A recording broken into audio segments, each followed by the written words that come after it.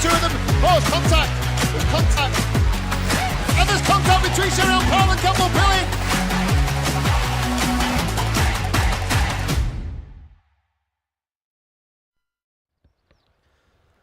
Well, good morning, everyone, and welcome to the 7th and final round of the 2022 Daniel Ricciardo Series. We are just north of Grantham here, deepest, darkest Lincolnshire, here at the Fulbeck Race Circuit.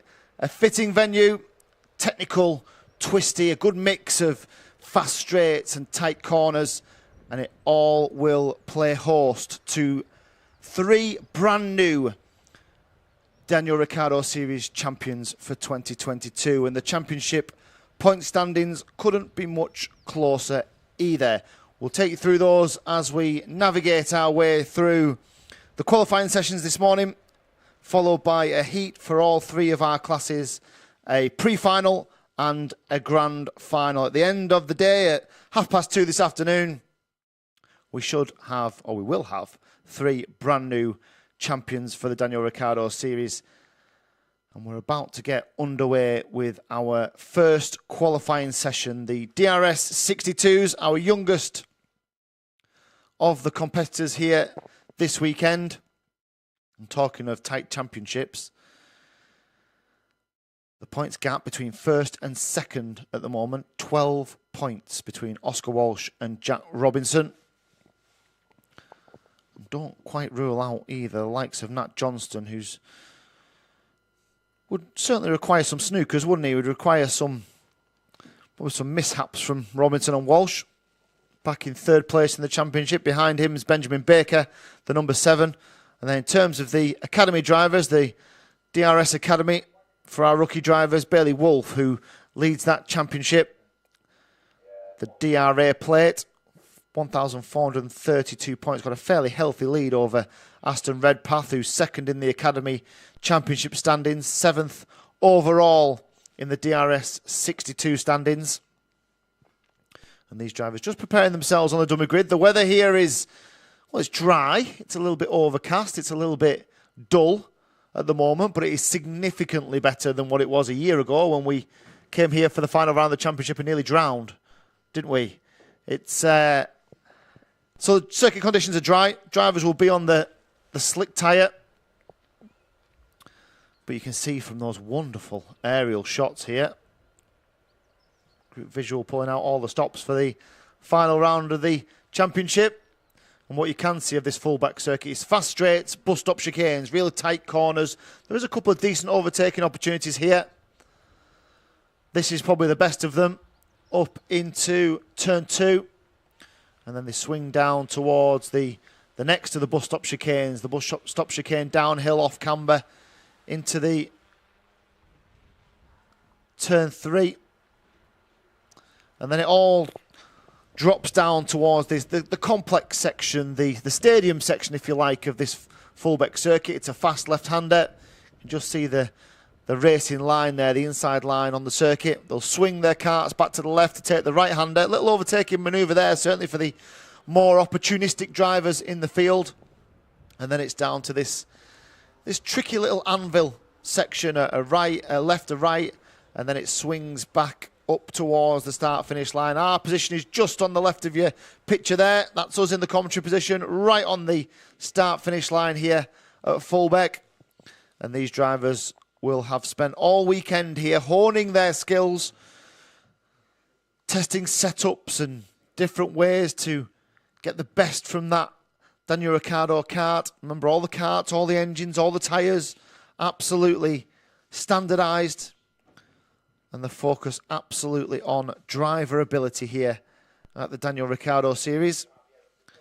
And the 3 drivers, or the 4 drivers, including the Daniel Ricciardo Series Academy, those 4 drivers who managed to get the best from that equipment will be at the top of the tree come the end of the day and the end of the season as well. Everything comes to a head today.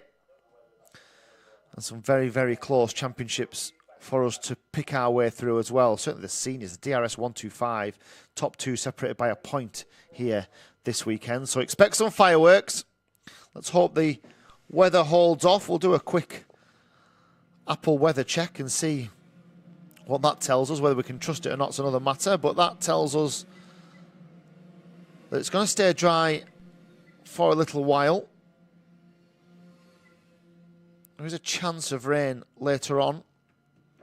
That'd make it really interesting, wouldn't it? So the DRS 62s are on circuit. You can see the time at the top of your screen. If you're joining us live on YouTube or live via our Facebook page, you're very welcome. And feel free to send your best wishes to the drivers involved. Send your messages of support through the comments section on both YouTube and Facebook. For now, we can turn our attention to who's going to be the fastest driver, who's going to be the quickest. Little weather update, 2 o'clock apparently we're expecting a shower. That could be interesting for the end of the day, couldn't it? 2 o'clock. So, the DRS 62s, 2 main championship rivals here. Oscar Walsh and Jack Robinson. And to be fair, they've been the two, haven't they? They've been at the top end of this DRS 62 class this season.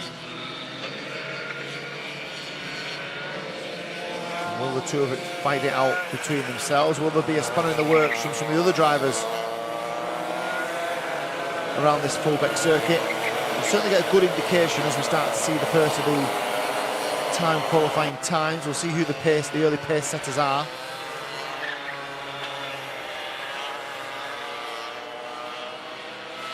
We'll let them get through their first couple of laps. The first driver to complete 2 laps, 1 flying lap is Jack Robinson. He is the fastest driver out there at the moment, 54.3232. I just feel like Jack Robinson needs a good start, doesn't he? He needs to get off and running. Needs to make a strong start this weekend, really put the pressure on Oscar Walsh. Just looking through at the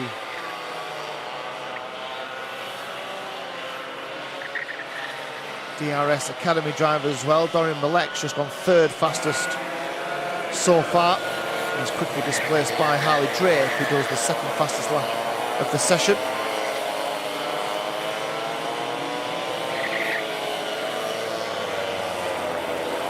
So at the top of the circuit, that's turn 2. Long right-hander, where exit speed is very, very important as well. They drop down towards that left-hand kink, brings them round back to paddock corner. And Robinson does a 53.8, so Robinson,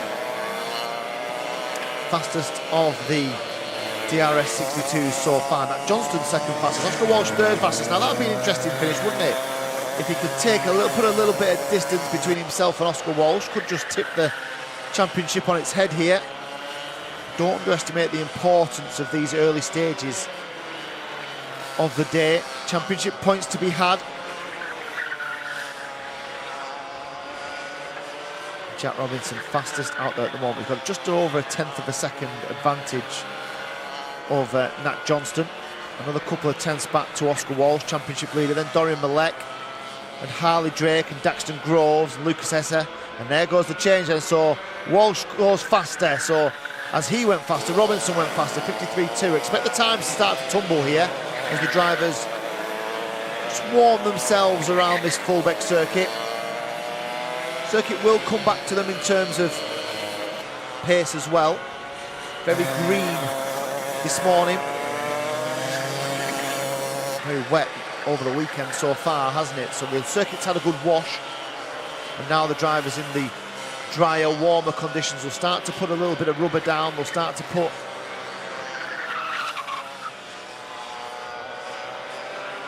a little bit more heat into the tarmac. Start to wrestle with that grip. Just saw a good shot of Harley Drake there. Really struggled for grip, didn't he, as he came out of turn 2, and now he drops down towards chicane. What a wonderful shot that is of the challenge, sort of challenge that the young drivers face here. Also gives us a good indication of how close they get to the racing lines, the apexes around this Fulbeck circuit. So Robinson is the first driver to duck under the 53 flat barrier, 52.9 for him. It's nearly half a second quicker than Oscar Walsh has gone, but they are going quicker pretty much every lap at the moment, aren't they? The fifth lap for them all was the fastest, with everybody except for Harley Drake, who we are currently watching, down in fourth place in terms of the times at the moment. The black helmet of the 121 comes down towards turn 3. There's a little right king just before they get to the bus stop chicane at turn 3 as well. Just throw them off the racing line. They've got to be really careful to manage the speed through that part of the circuit.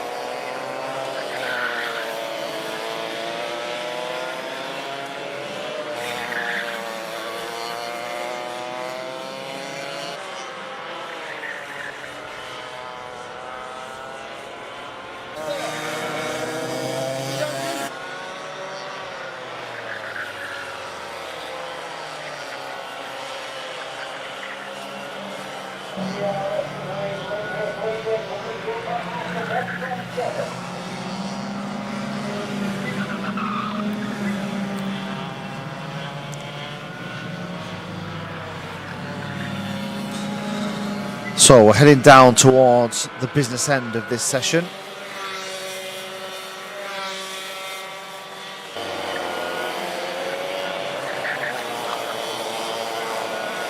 And it's still, in fact the times have just tailed off a little bit, haven't they? Most of the drivers have completed 7 laps.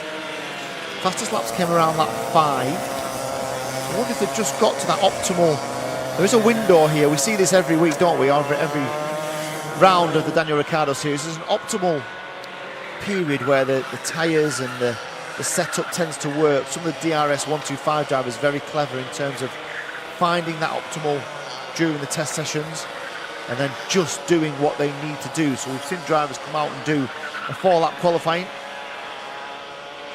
and that has worked for some of them before as well. So I wonder if we've just started to see a plateau here. Robinson and Nat Johnston, the gap between them is 0.3 of a second. It's exactly the start that Jack Robinson needed, by the way. Exactly the standard that he'll want to set. Put that pressure on Oscar Walsh, who's still only 3rd fastest in this championship, in this final round of the championship qualifying session. The distance between them is around about 4/10. Nat Johnston's the meat in the championship leadership battle sandwich. Daxton Groves 4th fastest, Harley Drake 5th fastest, Dorian Belek is the fastest of the DRS Academy drivers. Then Benjamin Baker, Lucas Eza, Aston Redpath and Aaron Heawood, they're the top 10 at the moment. Ethan Whitlam's just made 4 places, moves up into 12th.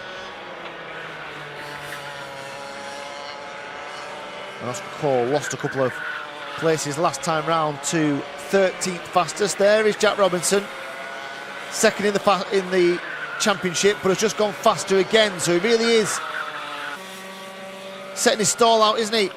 He's saying to Oscar Walsh, I won't give you this championship, you're going to have to come and take it. He's gone faster again. Daxton Groves, 2nd fastest, up into 2nd, 53.2 for Daxton Groves. So Walsh down to 4th fastest. How much of an influence is this qualifying session going to have on this championship? It's not the start that Oscar Walsh would have wanted. So Robinson, Groves, Johnston, Walsh and Drake, top 5 in terms of the time standings. We're into the last minute here of this qualifying session. Remember, each of the classes will have a qualifying session this morning. They'll also have a heat, which will be 8 minutes plus 1 lap. Then we've got a lunch break at 11:55, half an hour or so, and that's followed by the pre-finals and then the main finals this afternoon. So Robinson, Groves, Johnston, Walsh, Drake, top 5.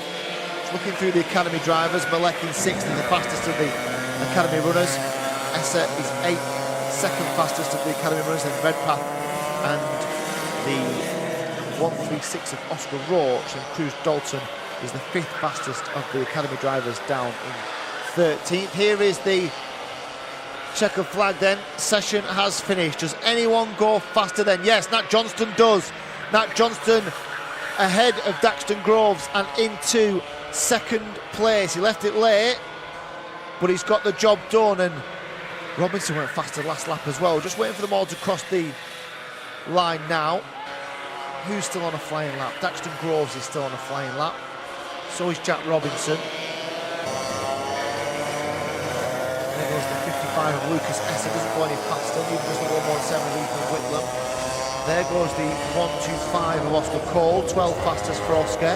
And the 121 of Harley Drake doesn't go any faster. So, they must have come in. So Robinson and Groves must have come in, did they? Oh, here comes Robinson. Does he go faster? No. Backed it right off on the final lap. So Daxton Groves must have come into the pits last time round. He hasn't come back round, has he? No, he hasn't. So there we go then. So we've got early drama here. We've got certainly some intrigue because Oscar Walsh, our championship leader, only 4th fastest in the qualifying session for the DRS 62s. Jack Robinson fastest, second in the championship, will have done his charge no harm at all. Puts himself potentially into the box seat here. Nat Johnston, good performance, second fastest. Daxton Groves, good performance, 3rd fastest. Then Walsh, then Harley Drake, and Dorian Malek is the fastest of the Daniel Ricciardo Series Academy drivers. So that all the drivers will go into Parc Fermé. They'll be weighed, they'll check that all the technical aspects of the kart and driver are as they should be.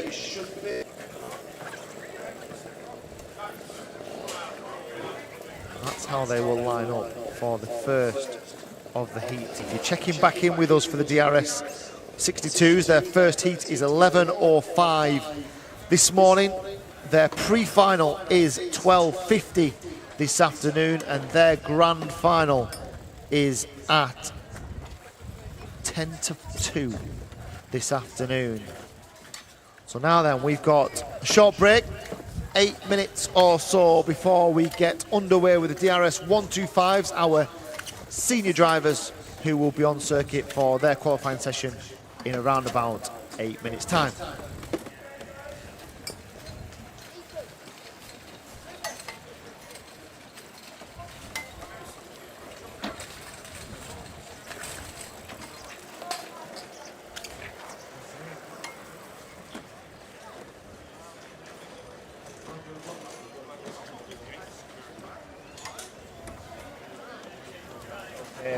Okay. Yeah.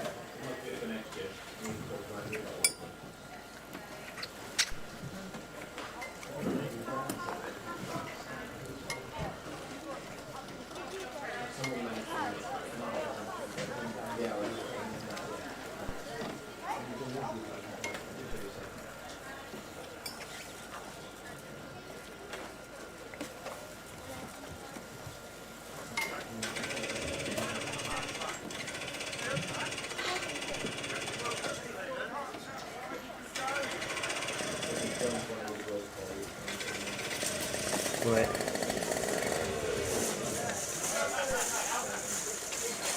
So you don't lose points there, innit? Yeah. Wow.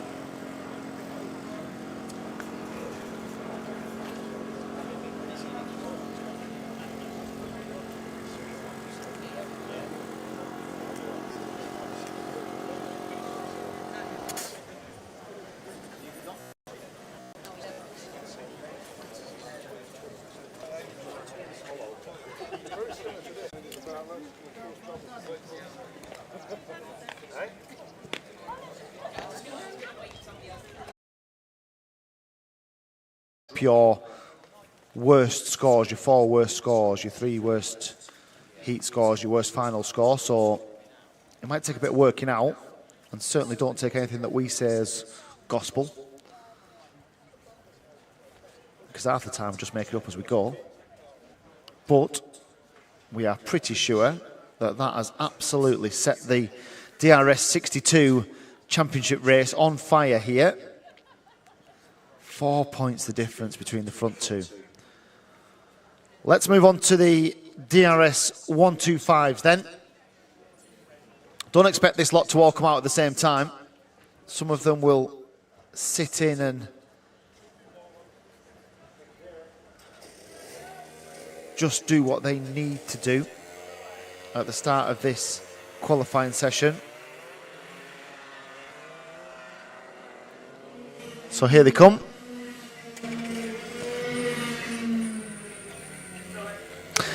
Ten minutes for this qualifying session.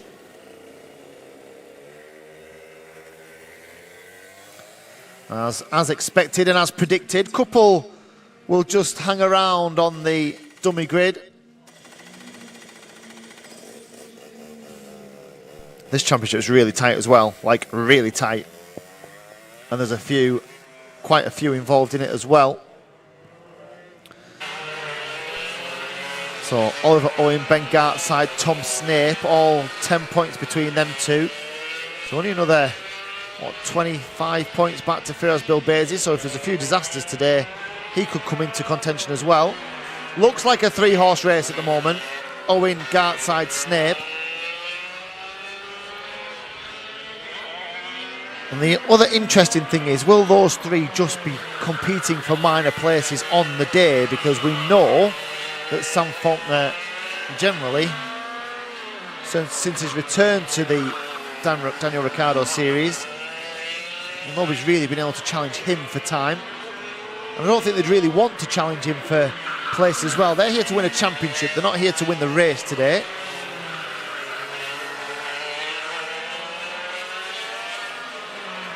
The other thing I saw for the DRS 125, I saw Michael Simpson here yesterday. Is that right? He was on, I saw on some social media. Yeah, what a super race driver he is. What a top class kart driver. One of the best ever, it has to be said. Michael Simpson was here testing a DRS 125 kart yesterday.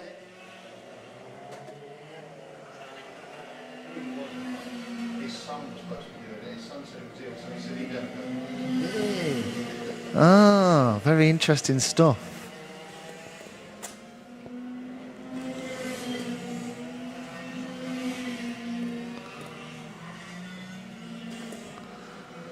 So just Carl Watt, I think, still on the dummy grid, waiting to go. Sam Faulkner is on circuit, last year's championship champion. He's going to be handing that number 1 plate over, though, isn't he? Today to someone else. Now, who will that someone else be? Will it be Oliver Owen, the championship leader, 5th in last year's championship? Will it be Ben Gartside, the 183, or Tom Snape, the number 4? If we're looking at form, Ben Gartside's probably got the best form going into this final round. He was 2nd at round 6. He won round 4.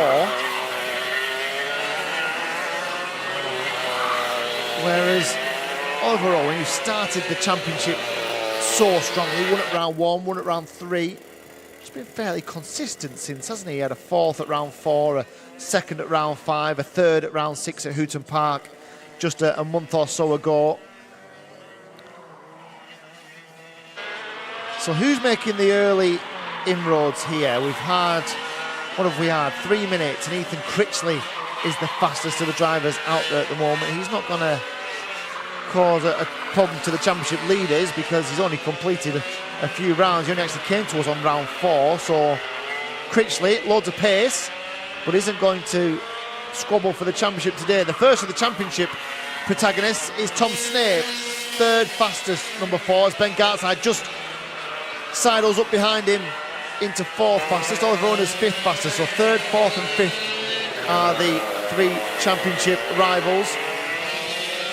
Critchley is fastest, Bill Basie second fastest, Snape, Gartside, Owen, Mark Lawrence sixth fastest, and there goes Faulkner. So it took him 3 laps, didn't it, to go, what, a couple of hundredths of a second quicker than everybody else. So Faulkner is now the fastest driver on circuit. That will not bother Snape, Gartside or Owen at all. They will have no interest in Sam Faulkner today. He can go off and win this round 7, I'm sure, for them. They're interested in what each other does. Could become a really interesting match play situation with these DRS 125s this weekend.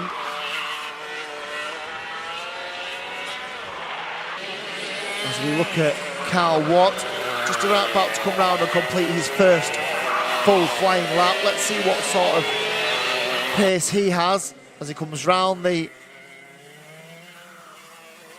final couple of corners. Swings onto start finish, flat out left-hander takes him onto the start finish line. And there is Faulkner. Where does Carl Watt go? He's the 11th fastest, so rock bottom of the timesheets at the moment for Carl Watt. Peter Hugler is just ahead of him, 10th fastest for Peter. And Tommy Welsh moves up into 7th fastest with a 47.3. That's a second and a half slower than the race, the top time driver, which is Sam Faulkner, who is there, the number 1, through the flat-out left-hander onto start finish. The yellow flag being waved there, or there was a yellow flag being waved there. There's a yellow flag on the way into the chicane, isn't there? Oh. Somebody just got restarted, is it? Oh, okay, there's the bum. That's certainly not restarting the... Was that the 325 of Ethan Critchley? Was it Critchley? I think it probably was. And if that is... It is the 325 Ethan Critchley, so second fastest, but he isn't going to go any faster than that because he's currently parked up. I wonder if it looks like some sort of technical problem, doesn't it? So Critchley still has posted a time, so he'll still get that time, will stand. The issue is he can't improve on that as we go. Faulkner goes faster again, 45.7 for Sam Faulkner, so 4 tenths quicker than Ethan Critchley, 5-6 tenths quicker than the nearest of the championship leaders. So Ben Gartside now goes 4th fastest. So Gartside, second in the championship, is going to take some points away here by the looks of it from Oliver Owen, because Owen is only 6th fastest at the moment, so it's not masses. As Bill Basie goes 2nd fastest, so Firas Bill Basie up into 2nd. The DRS plate won the DRS one-off Open Championship back at the start of the year at Little Rissington, and he is now 2nd fastest. As faster goes Faulkner, half a second quicker than everybody else. 45.5 for Sam Faulkner. Cruising, isn't he?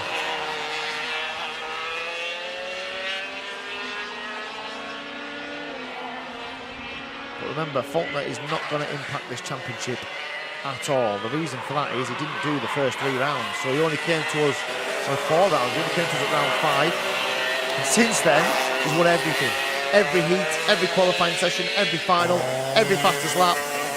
Faulkner has been the class of the field, but he hasn't done the full season, and therefore he is not going to affect this championship in terms of his own ability to be in the top places. That is reserved to the drivers who have completed the full duration of this championship, and there's plenty of them. Oliver Owen, Ben Gartside, Tom Snape. They're the 3 to keep an eye on today in terms of the championship.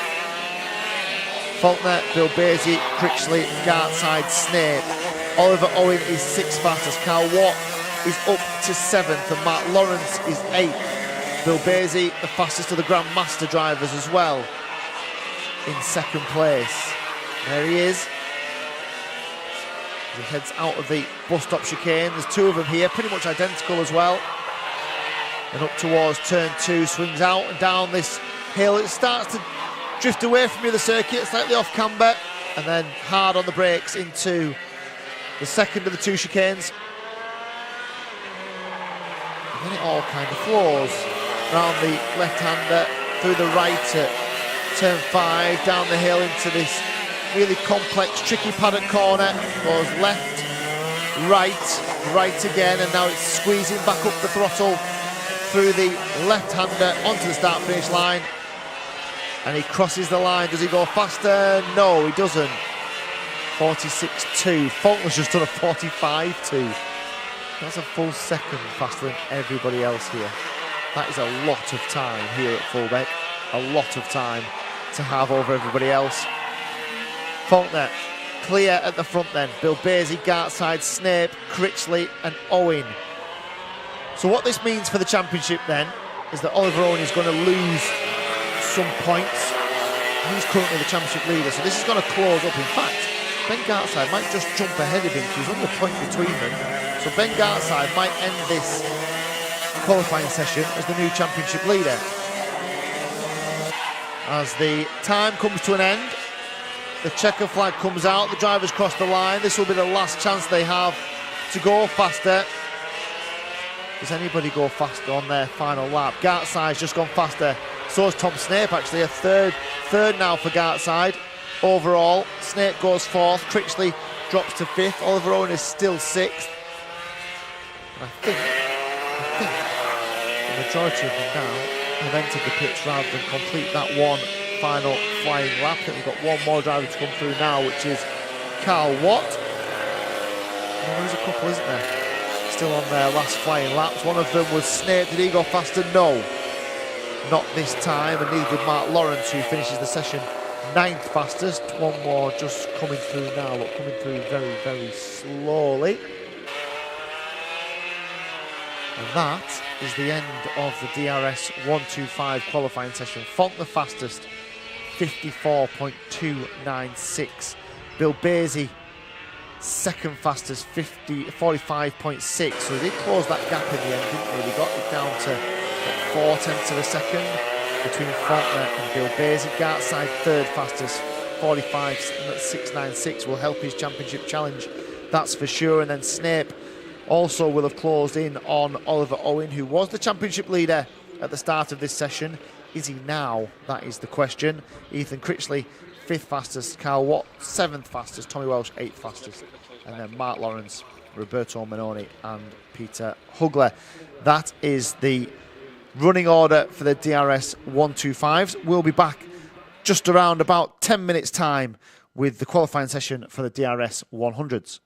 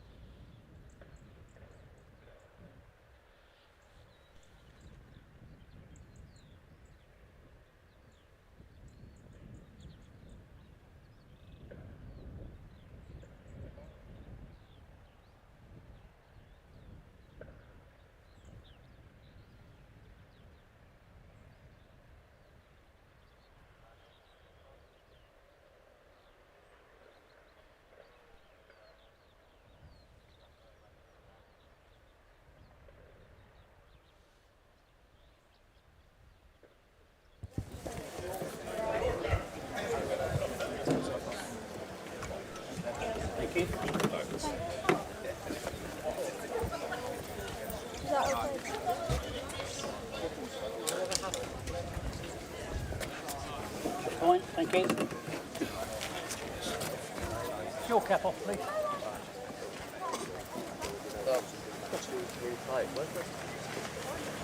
want to see if you can do that for me? So the DRS I don't want to touch them until I've 100s are on the dummy grid ready, and what you can see on your screen at the moment is some fuel testing. So as part of our continuous quality assurance, part of our ensuring that we have a complete level playing field for all of these drivers, several checks are undertaken by the technical team, by the scrutineers, and part of that is fuel tests. So using some very snazzy technology, the scrutineers will just dip that little probe into fuel tanks and just make sure there's no additive in there, make sure there's nothing in there that could give an advantage to drivers. It'll just give them a reading, give the officials a reading of what the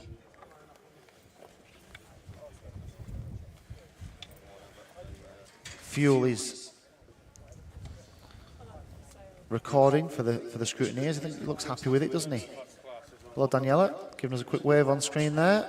Daniela Sutton. There was loads of trends with fuel, wasn't there, over the years? There was times where you'd all sit on the grid and take your fuel caps off, so they just whatever was in them could evaporate. There's all kinds of stuff happened over the years with regards to fuel. When there was suspicion, they used to let drivers go out and then stop, then red flag it, then make them take the fuel caps off. All kinds of stuff. Fascinating stuff. Everyone's very jolly down there on the DRS 100 grid at the moment. Everyone's waving and all very happy to be here. We'll be scrapping with each other in about 3.5 minutes. So big grid, as always, from our DRS 100s. It's fair to say, I think, that they've given us the best entertainment, haven't they? They give us the closest racing, the DRS 100s. And I don't expect this to be any different at all. Let's have a look at the championship, because there is still a battle to be had here. Maximilian Salarski has come into this final race with a decent points advantage over Freddie Cox. He's got, what's he got? Just about 17 points between the two of them. But a 17-point swing is not inconceivable. There's some other drivers that aren't a million miles away as well. Charlie Ratford's only another 5 points behind, so 22 points for Charlie Ratford that he has to overcome to win the championship here this weekend as well. A little gap back then to James Kochelek and Tristan Powell and Bryn Calder. But stranger things have happened. So the focus initially is just to see what happens with Salarski and just to see whether, there he is, the number 3. As we see some last-minute adaptations to tyre pressures from the 151 of Ruby Smith. There is Freddie Cox, second in the championship. You'd expect he'll go on the attack, won't you? He'll have to, really. He'll have to go on the attack in some of the heats and the grand final, potentially. And final rounds of championships do lend themselves to high drama because the stakes become high. Drivers know they have to now take risks. It becomes a little bit do or die. So let's see what we get from the DRS 100. Let's see how the land lies at the end of this qualifying session first. They're due out in about 2 minutes' time. All those scrutineering checks have now been done. There is the number 5 of Henry Foote, 8th in the championship at the moment. Wonder how many of them will be straight out onto circuit. How many will just hang on? They're all really well spread out on the dummy grid, aren't they? There's almost 2 or 3 dummy grids being used there by the DRS 100 drivers.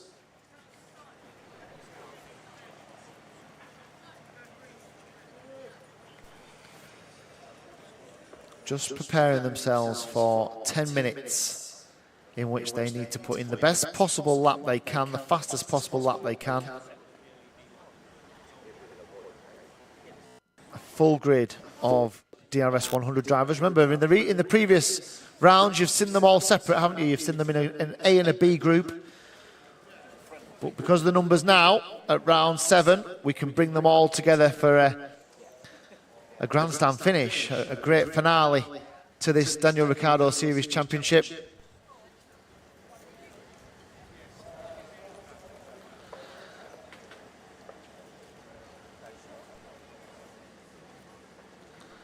So just a few seconds then before they get underway. Championship battle looks to be between 3. Salarski, the number 3, Freddie Cox, the DRS player, and Charlie Ratford, the number 8. But there could be some twists and turns here. All the drivers on the slick tyres. Weather remains dry. We said there was a chance of a shower around about 2 o'clock this afternoon. Rain still expected at 2 o'clock. Well, at 2 o'clock, the DRS 62s will probably just be out for their grand final. Could make it interesting. So out they go then. As usual, Salarski just holds on. So they're all out. We've got one over the grass here already. That's the 161 of Ben Hoy. So Salarski, and then the 150 of Kochalek. They're not going to come out to play just yet. They are now. So they didn't wait very long, did they? They waited 40 seconds just to give themselves some clean air, but Kochalek just jumped on the back of Salarski and said, right, if you're going to go, you can just pull me around for a couple of laps and let's see how we get on together.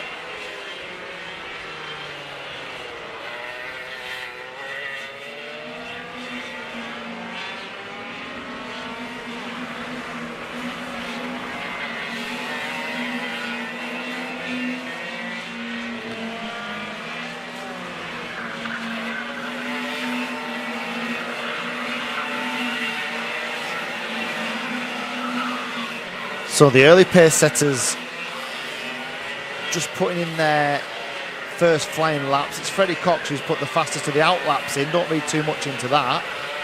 Let's see how it develops over the next few minutes here. We'll start to get an indication of who has the early pace.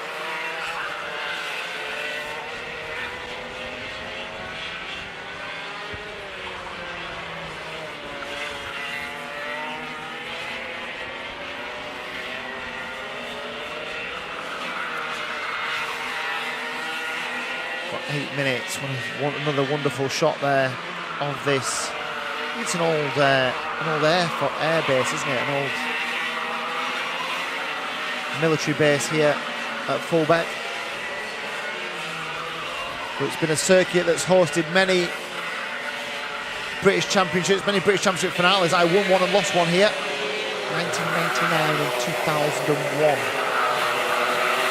Oh, a long time ago, isn't it?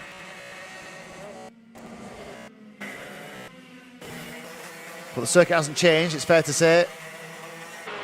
It's fairly coarse, it is a little bit of a bumpy ride here at Fulbeck, has to be said.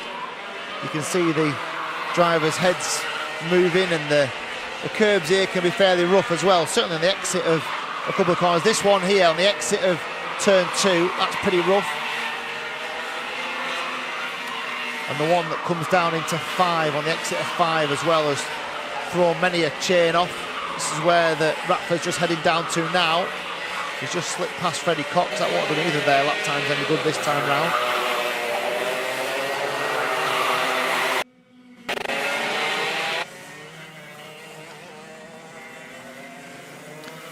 So 3 flying laps completed for pretty much everyone, and the early pace setter is Henry Foote. So the number 5, who's just been displaced by Charlie Ratford. So me saying that Charlie Ratford overtaking Freddie Cox would do his lap time no good. He's then produced the fastest lap of the session so far. So Ratford, Foote and Calder, Kochalek, Sherry-Ann Powell. Decent start to her morning's work, up into 5th place. Daniel Sutton just behind in 6th. Then Salarski. So then, 3 laps completed. Championship leader Salarski down in 8th place. not where he will have expected to be, I'm sure. He'll go out a little bit later than everyone else, but he's going to need to find a little bit of pace, isn't he? There is Charlie Ratford. Just coming up against a little bit of traffic here. And he crosses the line. He dispatches the traffic with the minimum of fuss. And he does another fastest lap, 46.8 for Charlie Ratford. Henry Foote, second fastest. Tristan Powell, third. Then Cox, and then Salarski. So Cox needs to take as much out of Salarski as he can here. Just finishing ahead of Maximilian Salarski in this qualifying session will be a good start for Freddie Cox. It'll also be an excellent start for Charlie Ratford. At the moment, he is claiming some of these 23 points back over the front two. Interesting stuff. Every class giving us a story here. And is that Sherry-Ann Powell? I think it is. Sherry-Ann Powell on the way out of turn 5, parked up on the exit. So Sherry-Ann Powell, 8th fastest, will not be going any faster though, as she will not complete the rest of this qualifying session. So Ratford, Kochelek, Salarski up to third then, ahead of Henry Foote, Tristan Powell, and importantly ahead of Freddie Cox. Freddie Cox is going to need some sort of response here, isn't he?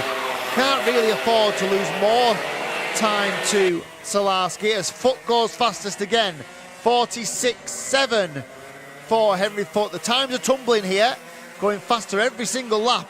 Somebody goes quicker of these DRS 100s. The tyres start to work for them. The setup starts to come to fruition.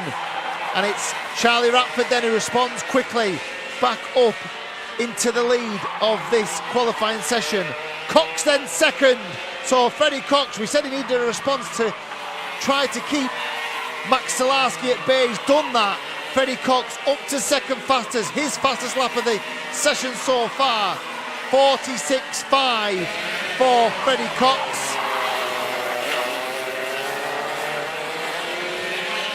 What has Salarski got? Salarski's losing points here. He's going to lose points to the two that are chasing him, both Ratford and Cox. This will come down, this championship lead, unless he can find a response. He's 5th fastest at the moment as Cox goes fastest. Freddie Cox then 46.3 for Freddie Cox on his 8th lap. Ratford second, Kochelek third fastest, then Foote, then Salarski. This could very much change the dynamic of this DRS 100 championship. One qualifying session could make all the difference here. We're into the final 3 minutes of this final qualifying session of the season for the DRS 100s. Cox, Ratford, Kochelek, Foote, Salarski, then Bryn Calder, then Tristan Powell, then Daniela Sutton. Sherry-Ann Powell 9th fastest now. Kai Newman is 10th. Cassidy Southall is the first of the rookie drivers in 11th. Then Daniel Weir and Isaac Kite. Then Oscar Walmsley-Jones, Maximilian Reid and Ben Hoy as Cox consolidates his fastest lap with a 46.5. Ratford second fastest. There's only 0.03 of a second between them. There's never much between them, is there? Never much between the DRS 100 drivers.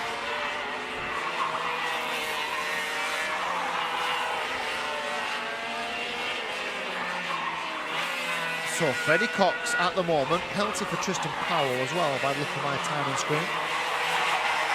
So Henry Foote 5th, Salarski 6th fastest. He's going to need something, isn't he? He's 4/10 off the pace here, the championship leader. It's not a day for championship leaders at the moment, is it? As Ratford goes fastest, just inch 0.02 of a second quicker than Freddie Cox. That's how close it is. 400ths back to Kochelek, then Tristan Powell, then Henry Foote, then Max Salarski. What's going through the mind of the number 3, the championship leader? Had a little bit of a buffer. That buffer is going to reduce here. The other danger for Salarski is he puts himself back into a pack of drivers. At the start of races, you go into a pack, you run the risk of an incident, of a collision, of contact. Ratford and Cox and Kochelek and Powell, Foote and Salarski. Daniela Sutton is 7th fastest, then Bryn Calder is 8th. We're running out of time now, aren't we? A little look at track position. Where is Salarski out there? Has he got a little bit of clean air? Just trying to locate him on the circuit at the moment.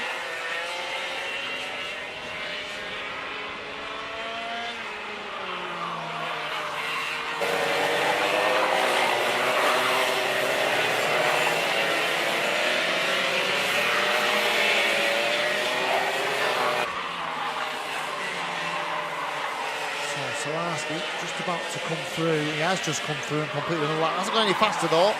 Still 6 fastest. He's got a little bit of clean air between himself and the drivers in front. He's probably going to get, well, he'll get one more lap at this, won't he? This is his final lap. So Salarski's going to have to pull something out the bag here. Certainly not at panic time, but it would make his day a whole lot easier if he could find a little bit of pace. Can he pull something out of the bag? The flag is out. So then, final flying lap. Powell's completed his 4th fastest. Won't go any better than 4th for Tristan Powell.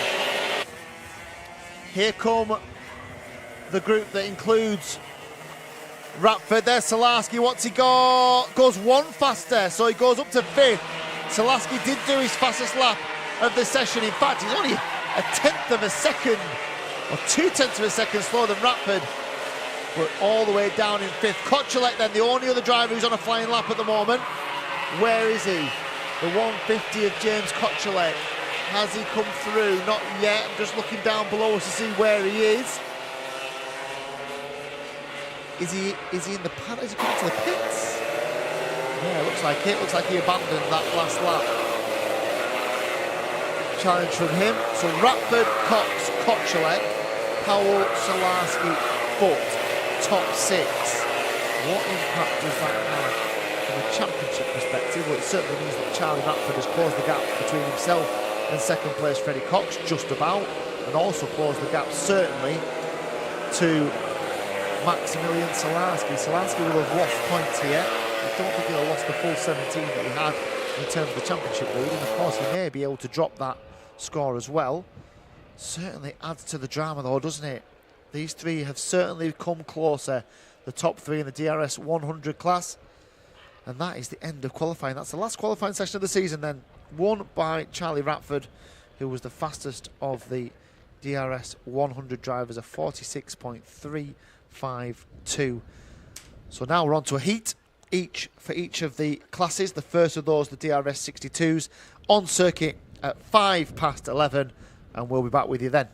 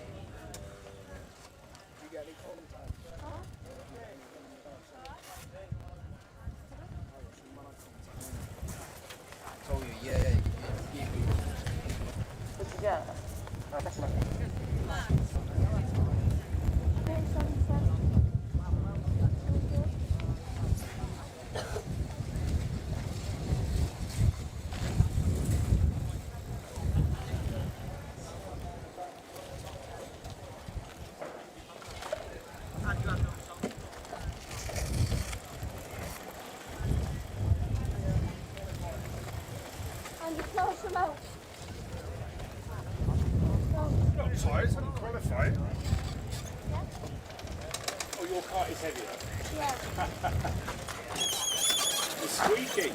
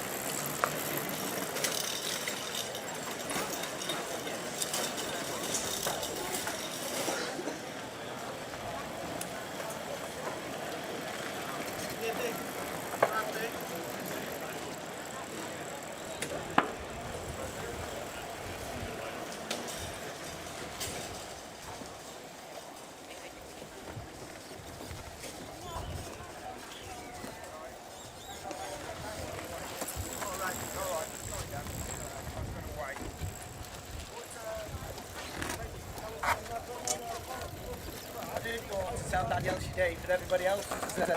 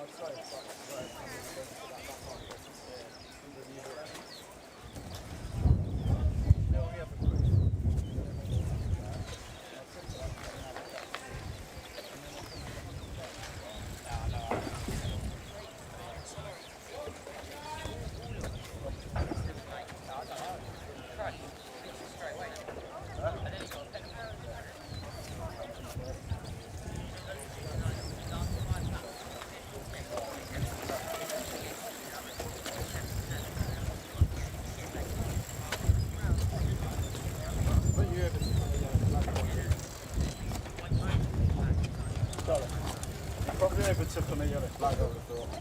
Yeah, You can't really get a penalty for much more in a qualifying, can you? yeah, I suppose. No, unless, yeah, If it is, then last year I got disqualified for that.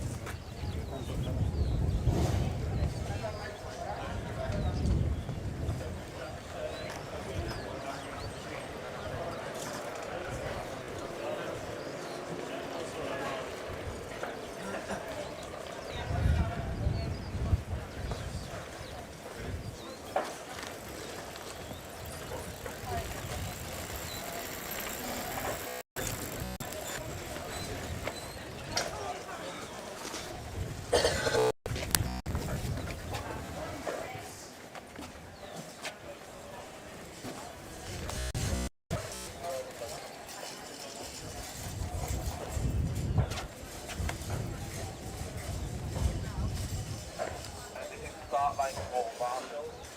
Just to let you know, when we come round and I set the lights off, I will say racing, racing, racing. We are good to go. And if it is a false start, I will set the false start.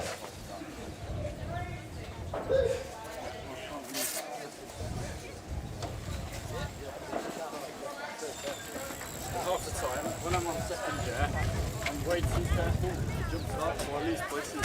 Oh yeah, I've done that in GYG, I got a penalty. Yeah. You and Byron.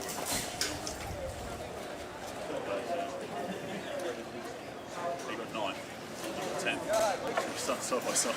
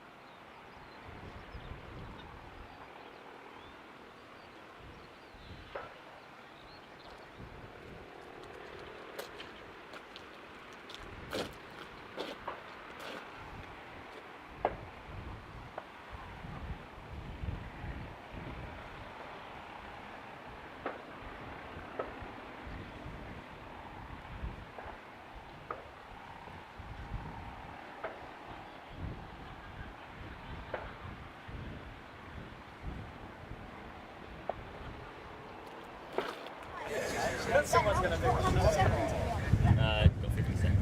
Obviously, if you overtake him on the first corner, don't wait for him to go back past. There's no way you go. You just keep racing. Who's he pulling over for? I've lost. So the first heat of the day then, for the DRS 62s. We spoke about how tight some of these point standings are getting or going to get. We think there was an 8-point swing between Jack Robinson and Oscar Walsh in that qualifying session. And it'll be Robinson who lines up on the inside of the front row. Nat Johnston, second fastest in qualifying, will join him on the front row. Then it's Daxton Groves and Oscar Walsh. The championship leader, Oscar Walsh. There they are. Ready to go. They'll come out, they'll do a formation lap, a warm-up lap.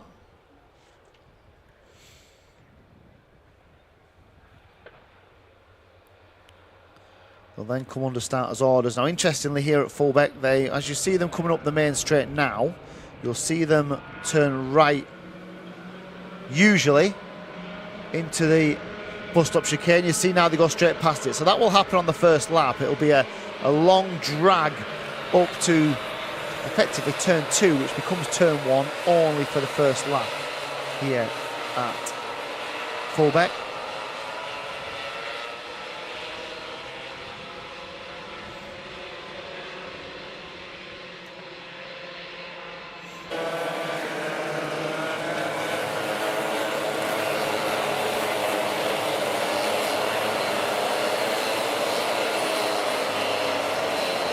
Get that heat into the tyres. They get it, make sure that they are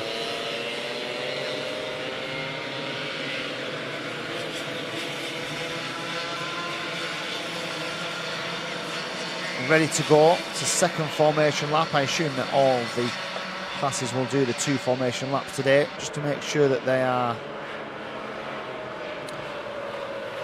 fully ready to go.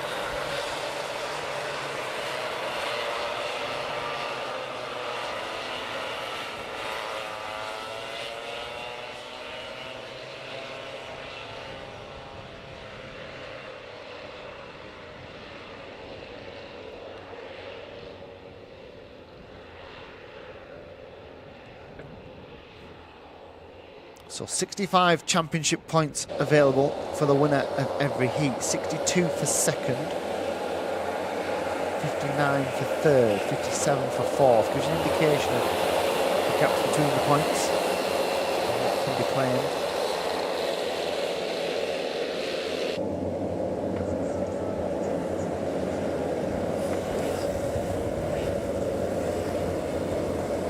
Brought round to some sort of orderly fashion by Robinson. They'll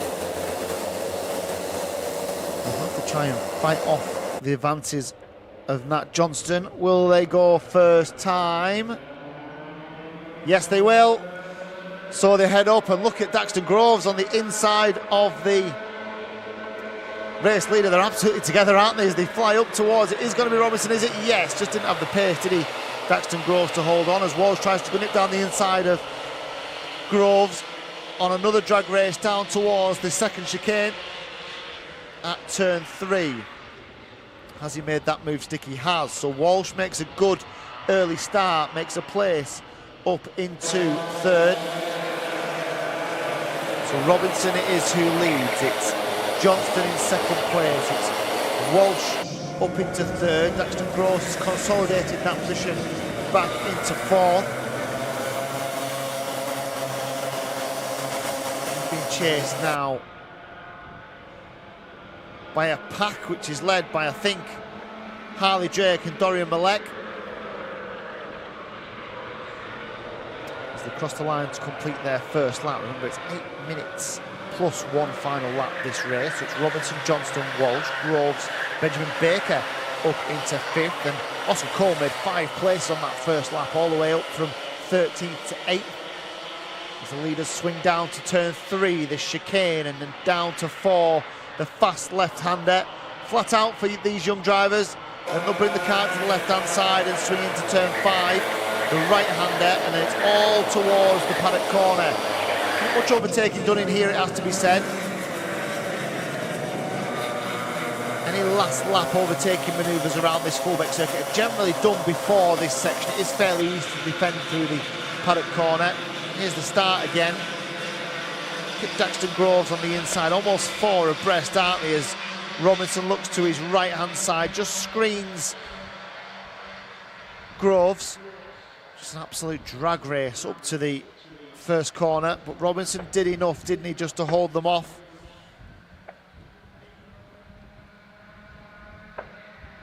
Walsh, who switched back to the inside of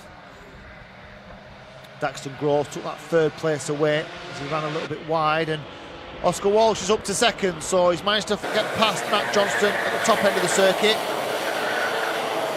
So now then, 1 and 2 in the championship, are 2 and 1 on the road.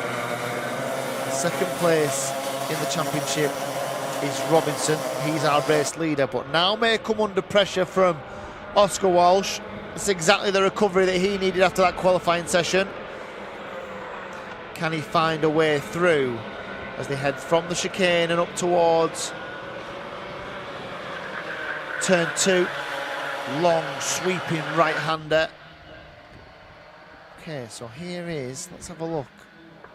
Oh, that was an attempt from Johnston to try and get back down the inside of Oscar Walsh. Didn't make it stick, did he? He wasn't far enough alongside as they were into the second chicane. A little look further down at the top of the academy class, 7th place. The leading academy driver is Aston Redpath. 9th place Dorian Malek, 2nd in that class, and then Lucas Esser, Oscar Roach, Ilal Vilelko and Cruz Dalton are the next in line for the academy drivers. Those drivers are 10th, 11th, 12th and 13th respectively. Ethan Whitlam down in 16th with Jensen Woodhouse behind him, and Indigo Pickering is the last of the runners in 18th place. So no change with the leaders. He's there or thereabouts, isn't he? Oscar Walsh, 2nd at the moment, behind Robinson. Close enough, you'd imagine, to have a dive down the inside. The only real opportunity he's got to do it now is in turn 5, which is the top of your picture. As they swing to the left, he can nip down the inside, but he decides against it. Just holds line astern in 2nd place.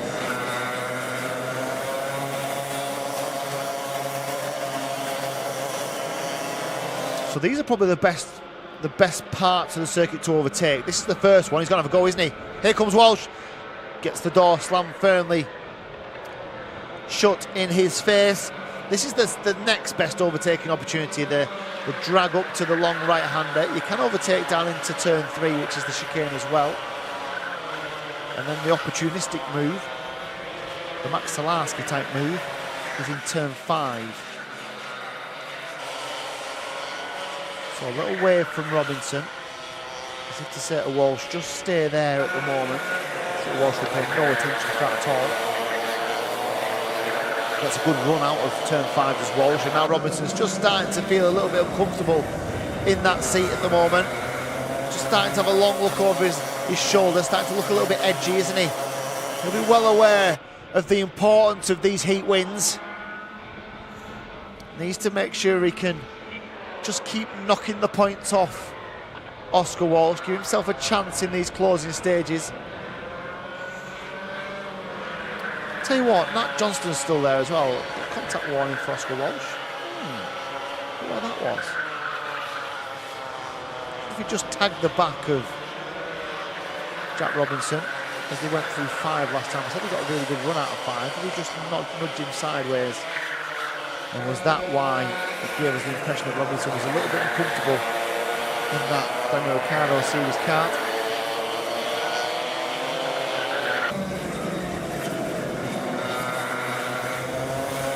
Still got 2 minutes to go here.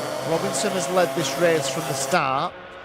You get the impression that Walsh is just biding his time. Do not rule out Nat Johnston, who is still absolutely there with the front 2. Fastest lap is with Walsh at the moment, a 52.6 for him. Daxton Groves is 4th, and then Harley Drake, Benjamin Baker and Aston Redpath. There's a huge gaggle of karts from Lucas Esser downwards, from 9th through to 15th. But there your front 3, absolutely together as they head towards turn 4. Long left-hander, swing back to the left-hand side for turn 5.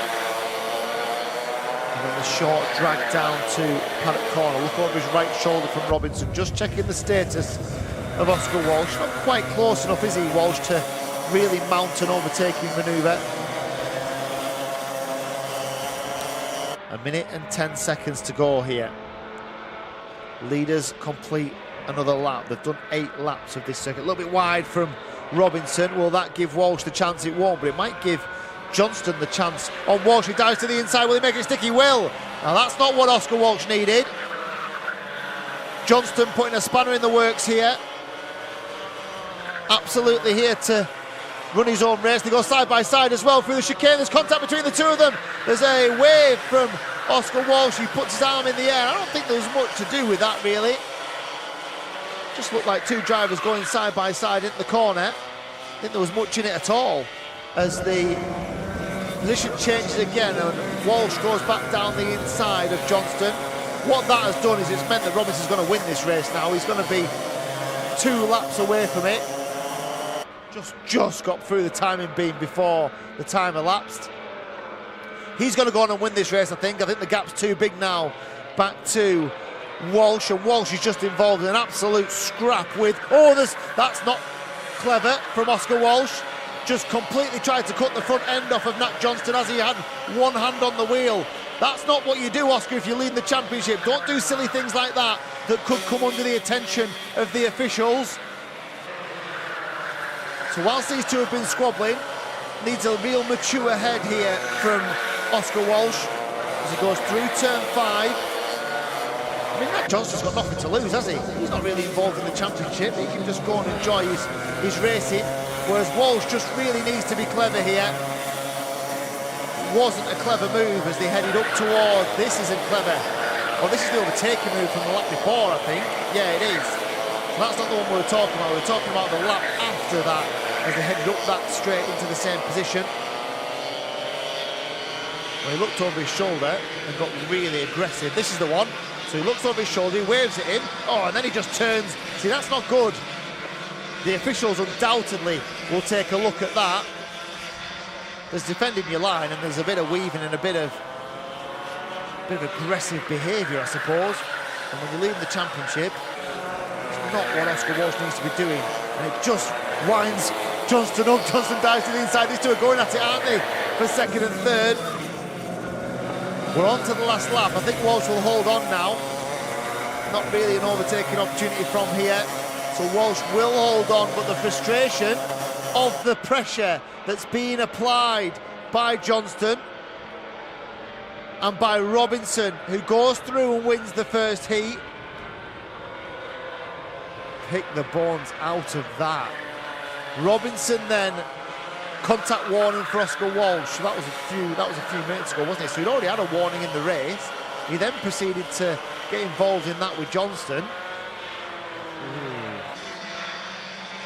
This was the move on the last lap. This was Johnston diving down the inside to take that second place away. Just went in too hot, didn't he? Just overcooked it. And Walsh was clever to cut back on the inside and retake that second place. So Robinson wins it then. He will have taken more points away from Oscar Walsh. Johnston third, Harley Drake fourth, Daxton Groves fifth, Benjamin Baker sixth. Interesting stuff, very interesting stuff from the DRS 62s. Just bubbling nicely, isn't it? Just bubbling very, very nicely. That is our first of the heats done. That's the last DRS 62 heat of the season done. Now it's the 1-2-5. If you think the DRS are close to championship points, wait till you see this lot who are due on circuit in around about 7 or 8 minutes time. Don't go anywhere. There's lots of exciting racing still to come here. 3 championships to be decided. We'll be back in a few moments with the DRS 1-2-5's first heat of the day.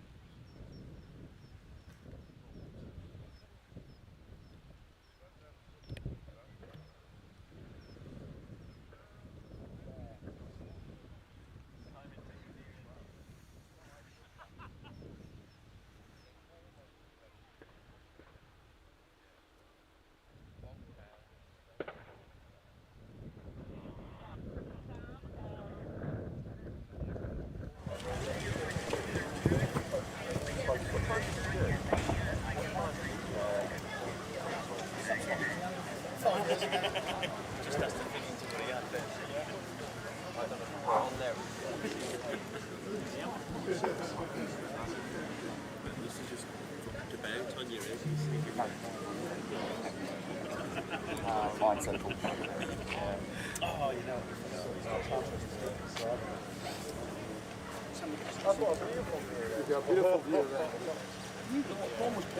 No way, they were proper stuck on that. No, it wasn't. When you start picking at it.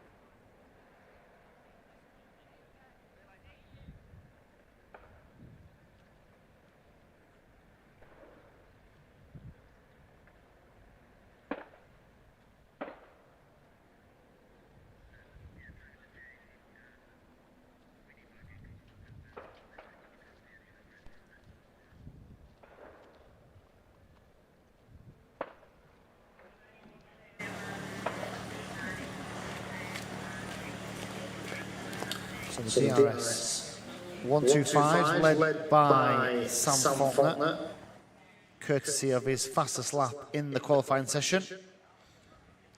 That fastest lap, incidentally, was a new lap record as well, so 45.296, the new lap record here at Fulbeck for the DRS 125 class,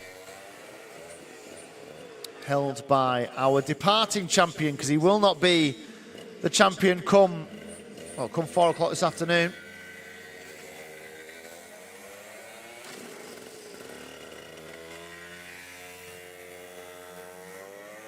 So the DRS 125s on circuit for their first heat of the day. The championship then, between 3 of them, Oliver Owen, Ben Gartside, Tom Snaith. One of them we expect will become the new champion. Remember, the championship final standings come out after this race meeting. There's an awards ceremony, an awards evening at a later date as well, as we see a spinner there, the 3-2-4 of Roberto Minoni on the first formation lap.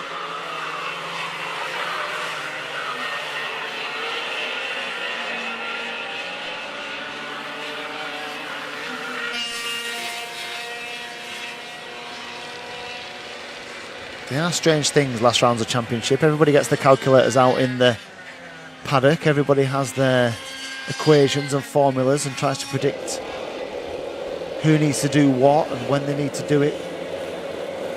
The drivers will know what's required of them. There will certainly be some GCSE maths put to the test this weekend. As the DRS 125s come round to get their first heat underway. Now, for the likes of Firas Bilbezi, he's got a free shot here at Sam Faulkner. Will he try and be the aggressor in the opening couple of laps, try and find a way to hit the front? I think that's the only way to beat him, by the way. So the only way to beat Sam Faulkner is you've got to get the jump on him at the start, or within the first couple of laps. They're going to go round again. They are not underway this time. I think Firas Bilbezi was absolutely thinking what I was saying. Got to try and get the jump onto Sam Faulkner into that first corner, the first couple of corners, before he gets it lit up and disappears in the distance, which is generally what Sam Faulkner does. So he's got to try and get him on the back foot here. Best way to do that is a strong start.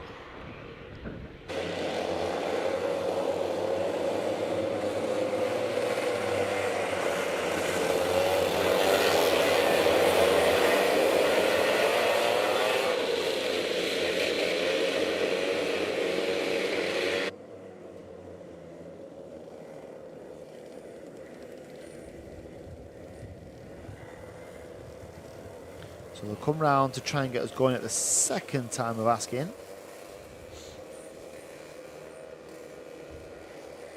Led by Faulkner, Bilbesi. Well, they're a bit messy, aren't they? They're really messy. Will they sort themselves out by the time they get to the line? They will. Oh, it's very tight over the line. I think Bilbesi might have the drop here. He's trying to try and go around the outside of Faulkner. He looks across. Faulkner hasn't got the best of starts. Bilbesi into the corner first, is he? Yeah, Faulkner second. Just goes a little bit narrow. Gets a little bit of contact from behind as well. I think that involved Tom Snape and Oliver Owen as well. They were absolutely together as they went over start-finish. It just looked like Bilbesi carried a little bit more momentum over start-finish line. He's done the job, hasn't he? So we said he needs to get ahead of Faulkner. And from a spectacle perspective, forget the championship for a minute. We want to see close racing at the front of the field, and that's what Firas Bilbesi is giving us the opportunity to do. Now, how aggressive does he get on the defence? What would really help him is if the likes of Oliver Owen, championship leader, remember, could find a way past the second place of Faulkner. If he could do that, he also obviously gets himself more championship points. But he would also push back Faulkner from the front here. What a good start by Oliver Owen, by the way. Went right round the outside of everybody, didn't he? Bilbesi is then who leads. Faulkner is still in second place. I think Owen needs to get past Faulkner. I think that's the key for him. Keep Faulkner at bay, but also put Faulkner between himself and his championship rivals. That would be a really clever play from Oliver Owen. If he's got the pace to get on terms with Sam Faulkner, he's got to be careful. He can't really afford to take a risky lunge down the inside of Faulkner at this stage in the championship. But he's there or thereabouts, isn't he, as Faulkner creeps up onto the back of Bilbesi. Where will Faulkner have a look? Whilst there is good overtaking opportunities here at Fulbeck, it's also one of the easier circuits to defend around. I think 5's probably the place for Faulkner. This is 5. Bilbesi goes to the inside, just blocks him off, and Faulkner runs a little bit wide and might come under pressure from Owen. Is this the chance then for Oliver Owen to find a way past Faulkner? Just sits in, watch Snape behind as well. Tom Snape back in third place, Owen's there. And he's got to make this move now on Sam Faulkner. Can he get the run as they go up towards the chicane? Faulkner looks to the inside. Owen is right there, can't afford any mistakes here. But it would be, although high risk, it would be a really strong move for him. He goes to the inside. Here is Owen then. Down the inside of Faulkner. Makes it stick. Faulkner just drop one. In fact, Owen might hit the front. He does hit the front. Oliver Owen takes 2 places in the space of 2 corners. Wonderful move from Oliver Owen. Bilbesi's got a problem. Bilbesi has a problem. Exhaust off. Exhaust is off for Bilbesi. What a shame for him at the front of this field. So Bilbesi with an exhaust failure heads into the pits out of the lead. Benefactor Oliver Owen, championship leader Oliver Owen. What a time to hit the front it is for that young man. He's got a little advantage as well over Ben Gartside. So all of the championship contenders are at the sharp end here, aren't they? So the DRS 125s, we could have levelled at the races have been a little bit processional at times. All of a sudden, at the last round of the championship, they've come to life here because Faulkner's got some work through, hasn't he? And he dives down the inside. Faulkner takes Gartside, takes second place away. Now that doesn't really matter for Oliver Owen. What would help Owen is if he can keep Faulkner second, puts a buffer between himself. He runs really, really wide, doesn't he? Oliver Owen, a little mistake. Does the pressure tell for Oliver Owen as he comes out of paddock corner to complete another lap. He's still out front here. Just keep an eye on Ethan Critchley in 5th place at the back of this field, as Owen runs a little bit wide again. He's got to come under pressure here from Faulkner, isn't he? Outside 3rd, Snape 4th, 2nd and 3rd in the championship, them 2 as well. Here is the move from Oliver Owen. It wasn't just the move from 2nd to 3rd, from 3rd to 2nd. It was the next one as well. There's the problem. Ah, right, okay. So as he came out of the final corner, he'd already put his hand up, Bill Bays. He already knew. You can see the exhaust just waving up and down there on the replay. So there was the problem for Bill Basie, and as all that has happened, Faulkner's hit the front. So somewhere, as we were watching the replay, Sam Faulkner has taken the lead of this race. Now then, from a championship perspective, Owen has now got to keep these 2 behind him, Gartside and Snape. So as we said before, Faulkner can disappear in the distance. He's had to be really patient, hasn't he, Sam Faulkner, in this first heat, but he's got to the front eventually. Oliver Owen's got to try and stay with him at the front of the field. I think the likelihood is that he's going to lose the tour. He's already lost the tour to Faulkner out front. He's now got to focus on keeping this championship lead and keeping Gartside behind him. As well as that, keep Tom Snape behind as well. 1st, 2nd and 3rd in the championship are 2nd, 3rd and 4th on the road here. So close between them. Absolutely everything to play for. Remember, you can follow the action live here on Facebook.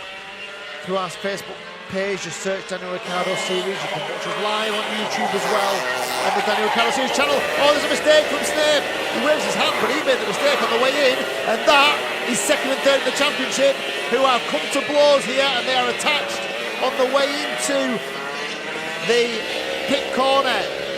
Let's see it again, but live, I thought that Snape just went too hot into the corner and just spun round, took Gartside with him. Here it is then. So Snape to the inside. He's just lost it. He's just lost it. He can wave his arms around all he likes, but Tom Snape has made a mistake there and may have just given away his chances at winning this championship. He just got too hot on the way into the corner, just went all kinds of sideways, and the 2 of them drop all the way down the order to 8th and 9th on the road.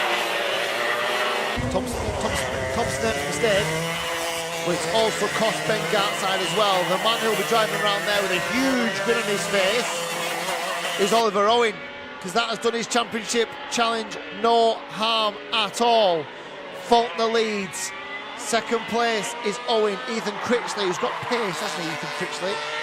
3rd on the road. Carl Watt, the benefactor of all that mishap going on ahead of him, is up into 4th. Tommy Welsh is 5th. Mark Lawrence is 6th. Roberto Minoni is 7th. Then it's Snape and Gartside.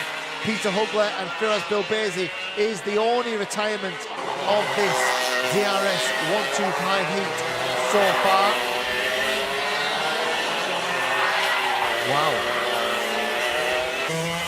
High drama, high stakes for these drivers. Now Oliver Owen won't want to let Ethan Critchley past here, but he will know that he's got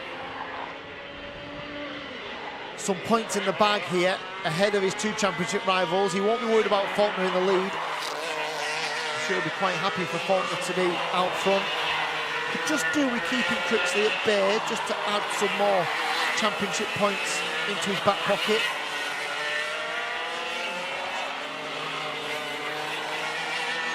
Got about a lap and a half to see through here. We are now on the final lap of this race, and it'll be Sam Faulkner who comes through now to start that final lap. Here he comes then through paddock corner, just about to come back into our view. Here he is, starting to climb the long start-finish straight into the right, left, right chicane.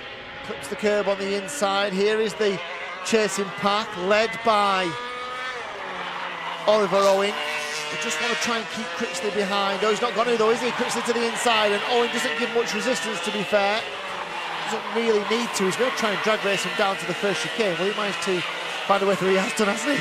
He's just managed to slip back down the inside, so as Critchley went to the inside, and now he should be able to defend these last couple of corners here. I'll keep an eye on those two as you watch a replay, but live, Oliver Owen has kept Critchley behind. Just caught him in the drag race back, didn't he? Critchley really wide on the way through. Here comes race leader to be race winner. Faulkner then wins the first heat. We're looking back to Owen, who does hold on, and that first heat will have done his championship challenge the whole world of good here. Critchley third, Watt fourth, Welsh fifth, Lawrence sixth, Manoni seventh. Then Tom Snape and Ben Gartside recover into eighth and ninth. I wonder what will be said about that manoeuvre from Tom Snape a few laps ago, and the impact that skip challenge and the challenge of Ben Gartside as well. That is the DRS 125 first heat complete. Our final heat of the day, our final heat of the championship before we turn. There's the move. That was the move then. Holds his hand up. I'm not sure if that's just in frustration or whether he was trying to deflect the blame onto someone else. So our last heat of the championships for the DRS 100 is on the dummy grid. We've got about 5 or 6 minutes still to go before that. Then we go to the 3 pre-finals after the lunch break, and then the grand finals, which start here at 10 to 2 this afternoon. So plenty of action to come here. Already been a fairly dramatic day, hasn't it, so far? We'll be back with you in a few moments' time for our last heat of the day, the DRS 100s.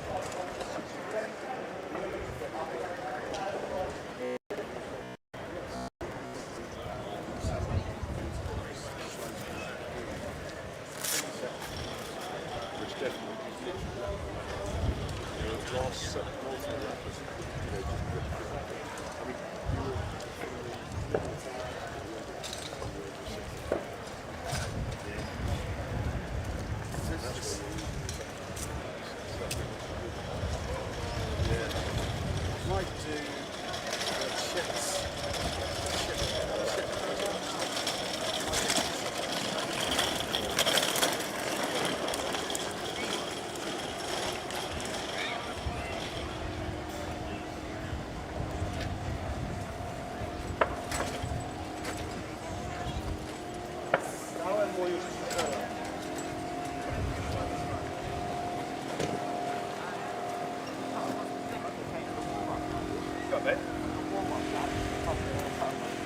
on the rolling laps, you don't take any chicanes. Just after you start racing, you go to the top. Then when you're coming down the hill, then you go into the chicane. Yeah?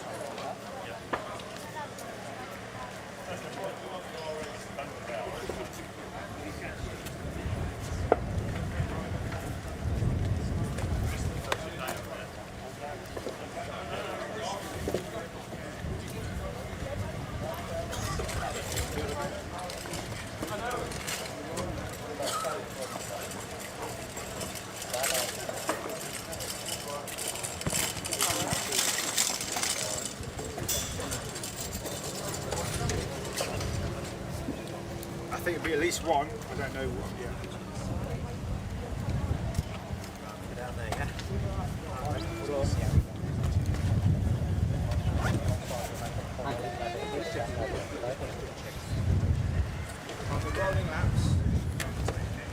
So the DRS 100s are on the dummy grid, ready for their first heat. Interesting story here in terms of the championship, isn't it? That Salarski, the championship leader, just will have lost a few points from that qualifying over from Charlie Ratford and from Freddie Cox. What we do know is that there is not many better in the Daniel Ricciardo Series at picking your overtaking manoeuvres than Max Salarski, so I'm sure he's not too worried about this. Well, it does mean that he's in a pack of drivers where you can't always control the uncontrollables. So I'm sure Salarski will be wary of the threats around him. And Ratford and Cox, I suppose the best thing they could do is just not squabble over each other and get themselves as far away from the rest as they possibly can, and then they can make the decision about how much risk they want to take to try and win the race come the closing stages. They've got 8 minutes and a lap here to sort themselves out.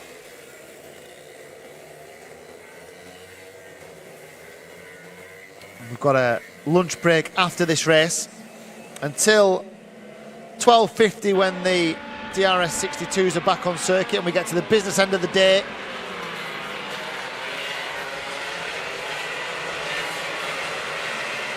Eight-minute plus a lap pre-finals, 12-minute plus a lap main finals, grand finals for us.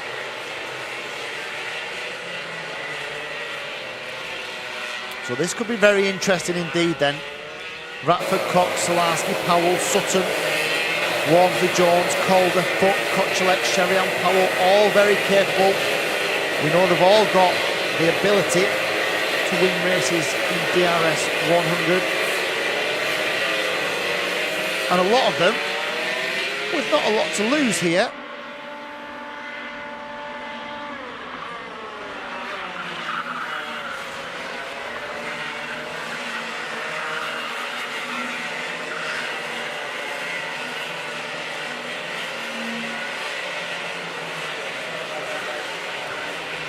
Could make for very interesting racing indeed. They always throws up some classics, don't they?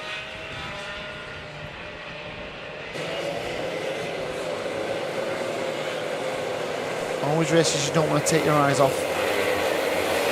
The DRS 100's about to start their first heat of the weekend.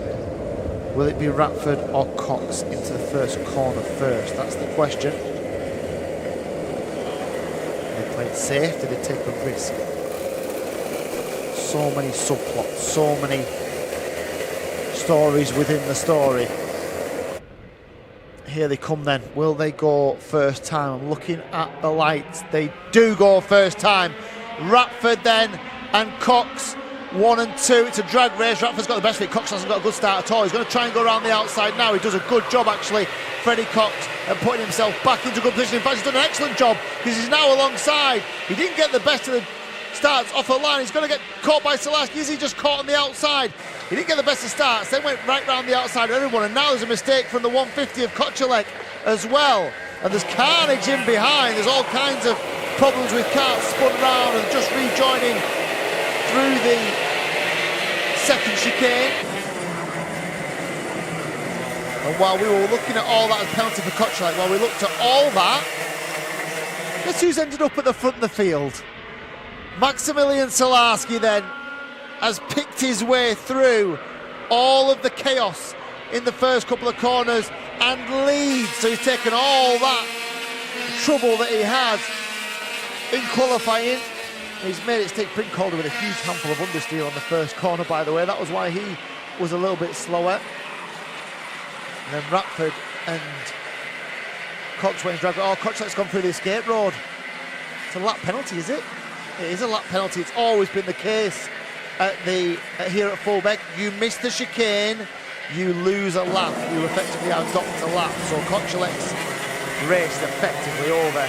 Despite him being in the field, he will receive a penalty, a lap penalty, for going through the bus stop chicanes. You cannot miss these bus stop chicanes at Fulbeck. The penalty is just too high.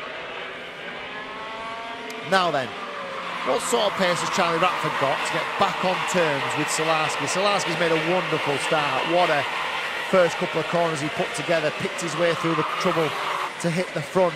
Now then, can he maintain it? Has Ratford got the pace to get back on terms? The overcast day here. There's a little bit of blue sky to the top end of the circuit, but the rest of it looks pretty cloudy. I'll give us a weather check in a minute as well in terms of if we are likely to see any rain still this afternoon. No, the weather check has changed, so that 2 o'clock shower that we expected, it's now gone back to 4 o'clock. We're expecting the sun to come out this afternoon. What a fitting change in the weather as we see Henry Foote all over the rumble strip. He's lucky they didn't throw a chain off, isn't he? He got airborne as he came out of turn 2. So 4 karts in the battle for the lead. Selasky, Ratford, Cox and Powell. 3 of them, the first 3, absolutely in this championship challenge. So I suppose the one with the least to lose is Tristan Powell in 4th pace. Kochalek is still showing his 5th, but we know he's going to receive a penalty. So Henry Foote is 5th, Calder 6th, Daniela Sutton 7th, Oscar Walmsley-Jones is 8th, Archie Cole 9th, Kai Newman 10th, Shanahan Powell is 11th. So the distance between Ratford and Selasky are mechanical for Kochalek as well. I wonder what that's for. Let me have a quick look if I can see as he goes over through the second chicane. So 130 and 150. So Kochalek will receive one of those flags. Let me just see if I can find him.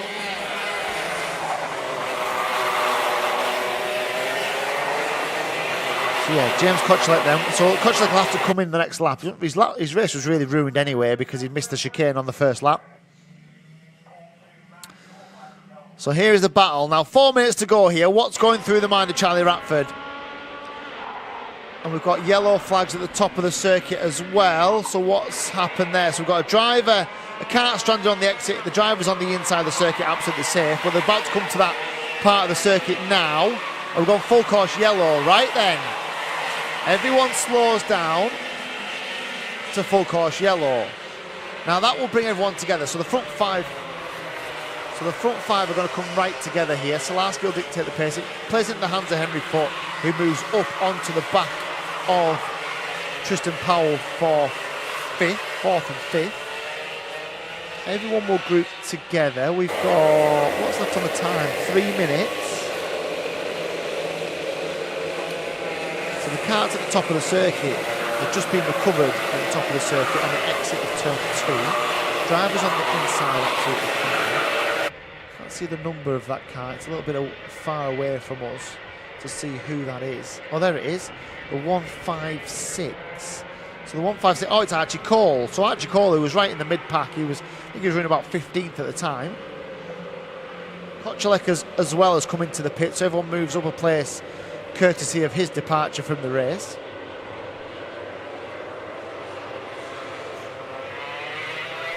So this could give us a really hectic finish, couldn't it? Selarski will dictate the pace. We've got 2.5 minutes to go here. I think they'll go green next time round, but they've still got half a lap to go before they get there.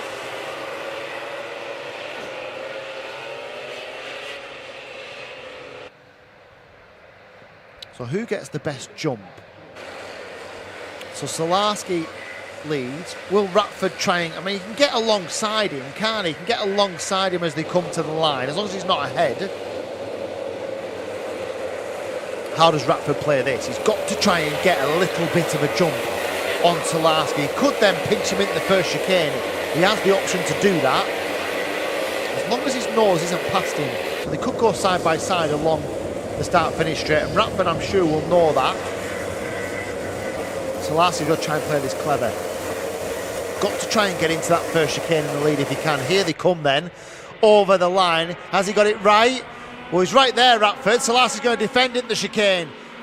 They are going to bunch right up, so this could be interesting into turn 2. What sort of a run does Ratford get? He's alongside, tries to get shoved by Selarski, but Ratford's got the inside line, and here comes Cox as well. Cox to the inside. They're going to try and shove Selarski to the outside. They have done.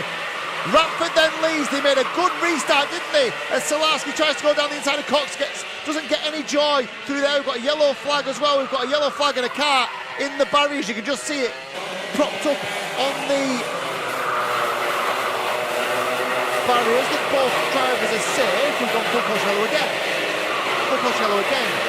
Because of that incident into the first chicane.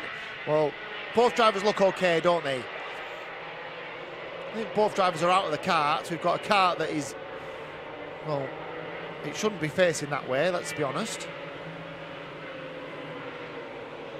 Let's see if we've got a replay in the back. So look in the background, there's the contact between those two drivers. It's just sort of pitched upwards. I think the drivers are okay. They'll obviously be checked by the medics here. Now then, who does this play into the hands of? So Ratford now leads the race. Cox is second. They got the best. They got the jump over Max Selarski, didn't they? So the drivers involved. 160 is Freddie Farrell. So he was one of the drivers involved. Is Eldon Holland the other one? I think it possibly could be. So what do we do now? We've gone red. So we've gone red. Right then. So that's, I'd have thought that's then going to come back a lap. So will that mean that the current, so the race will, the result will be as it is now, I imagine, which will be Radford then who wins the race. So they'll come back to the start of the previous lap, which Radford was leading. So Radford is going to win. Oh, it might go back another lap. Oh, this could be interesting. How's this going to pan out? I suppose it depends if they got through a lap under the full course yellow before the red came out. So this will be very provisional. This will take someone picking by Sam and Matt. Matt, the clerk of the course, and Sam, the timekeeper here in race control. So they're the two scenarios, aren't they? The two scenarios are, did they get a full lap under full course yellow? If they did, oh, we've got a little crash coming into the pit lane as well. From the 131, I think that was. So Isaac Kite just pitching it into the barriers on the way out now. I'm not quite sure. We've just got to work out. There'll be a bit of working out here. So when the red went out, so did it go out when the lap had been completed? If that's the case, Charlie Ratford will win the race. Freddie Cox will be second. Selarski will be third. If it hadn't have come out by then, if they hadn't completed a lap, it might go to the lap before, which was probably the restart of the first full course yellow. So it sounds very complicated, and there's a bit of unpicking to do. But lots happening, isn't there? Lots of great entertainment for those tuning in on YouTube, Facebook, for those that are live here watching the race unfold here at Fulbeck. 3 excellent heats, it has to be said. We will now move to a break. We'll be back live on your stream at just before 10 to 1, where we start our pre-finals. Remember, 3 new champions to be decided today. We've got a pre-final and a final for each of our 3 classes. You do not want to miss the action this afternoon. We will come back to you later on today, following the lunch break, We will see you then.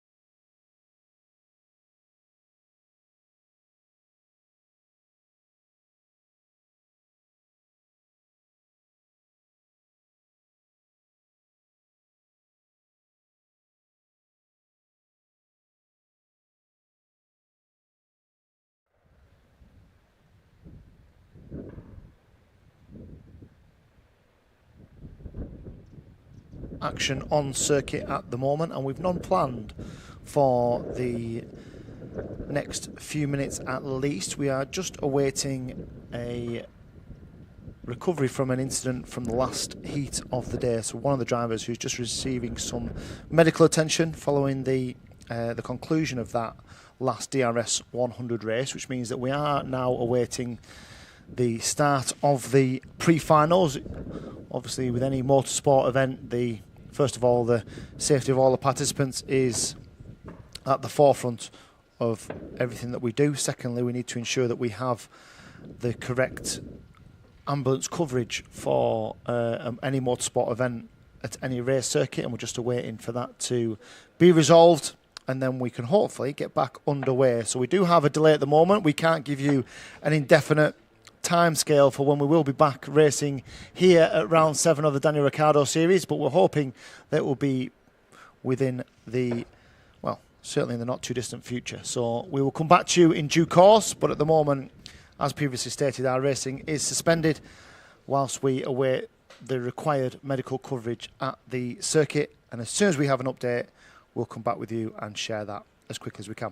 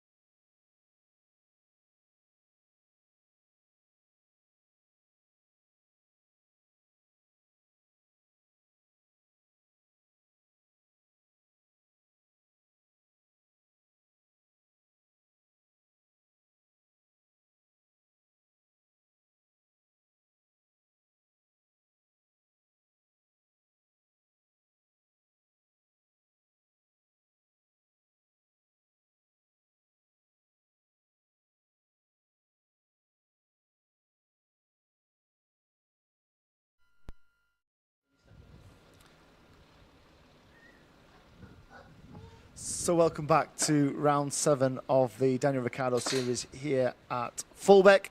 As you can see, we've no action on circuit at the moment. So the current situation is that we are awaiting medical coverage on the circuit due to an incident involving a couple of the drivers from the DRS 100 heat earlier on this morning. As we await that medical coverage and ensure that we've got full ambulance coverage at the circuit, we are still awaiting a restart to proceedings. We do think that it might be a little while. We're obviously awaiting ambulances arriving at the circuit, which may take a significant period of time. So whilst we have no timescales to update people on at the moment, we believe it's going to be a little while. We do understand that we have certain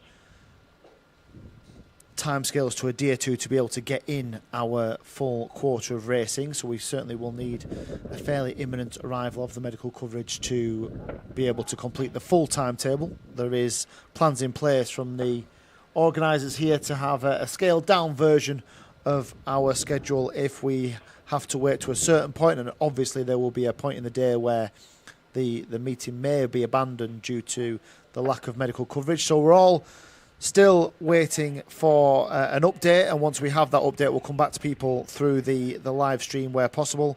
But certainly for the immediate future, we are not expecting to see any racing here, and we will keep people informed and keep them updated when we have more news.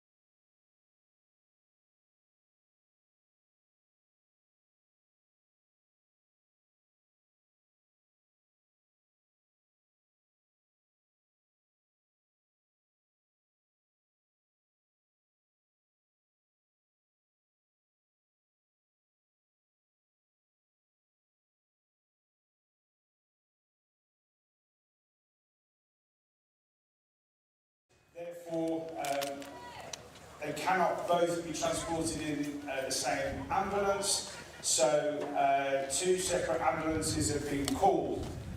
So the situation is, because we've got our paramedics here and they're receiving attention, that means with the situation in the world at the moment with ambulances is that we are falling down the priority for ambulances to come. 1-0. Oh, there's one.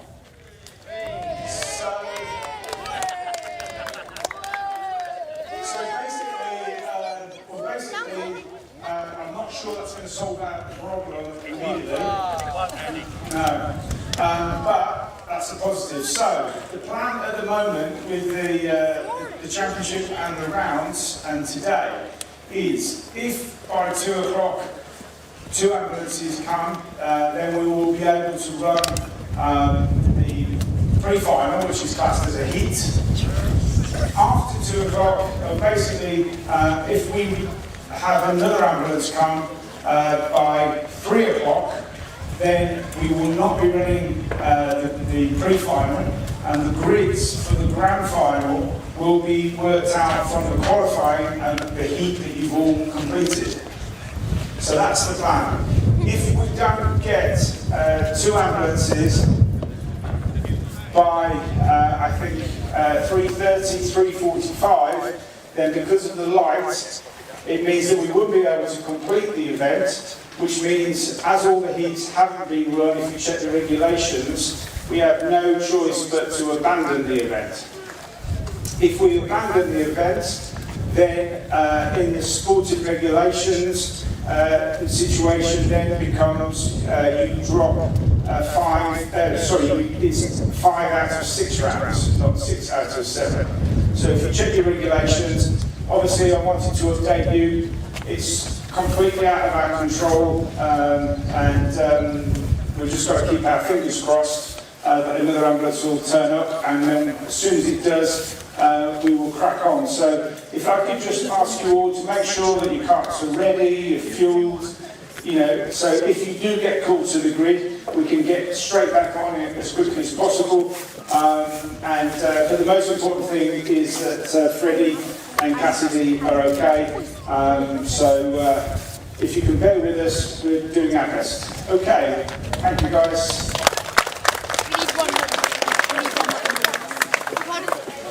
Call it an ambulance. I don't know why it broke my leg.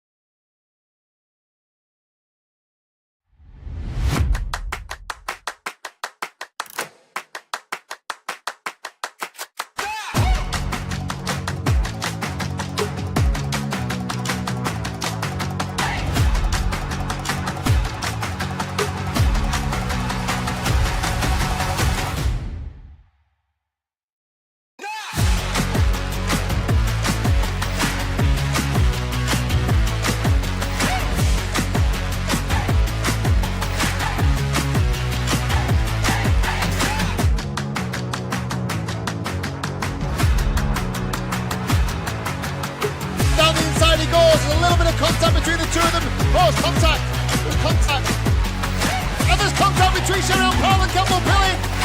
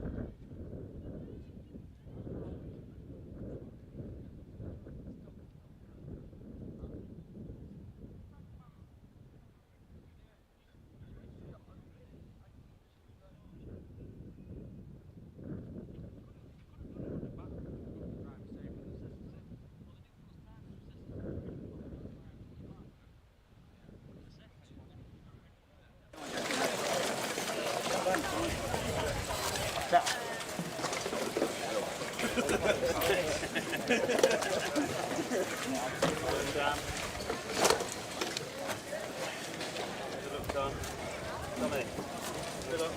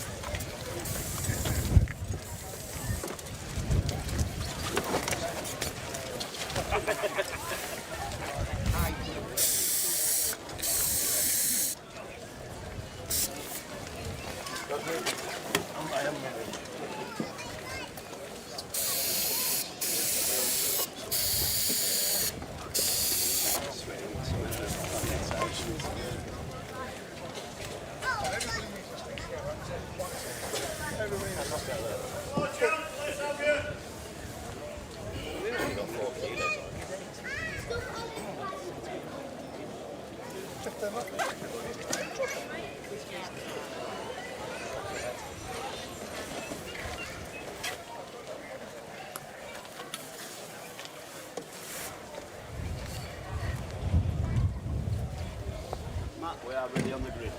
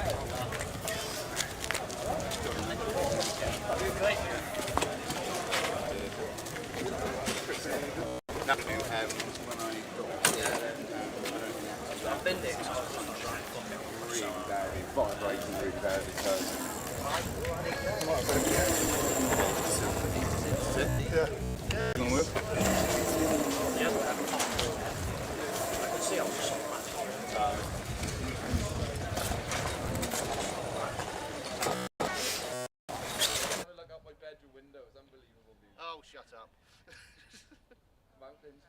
So is mine, I can see next door. Oh, here's a big one then. Yeah, Here's where the carnage starts. yeah, we need to get this one done.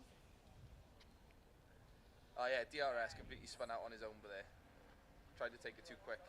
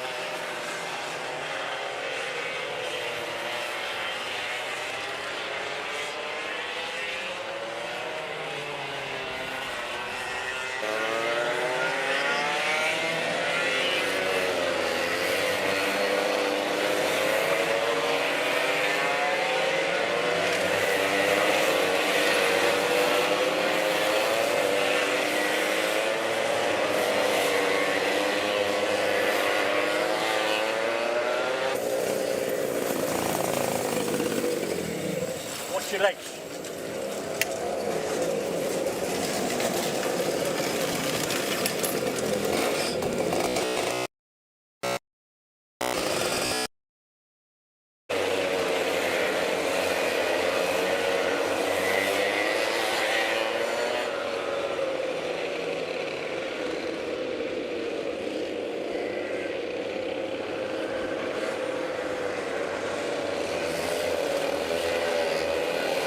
You'd have had the mechanical flag, you would have had to come in anyway.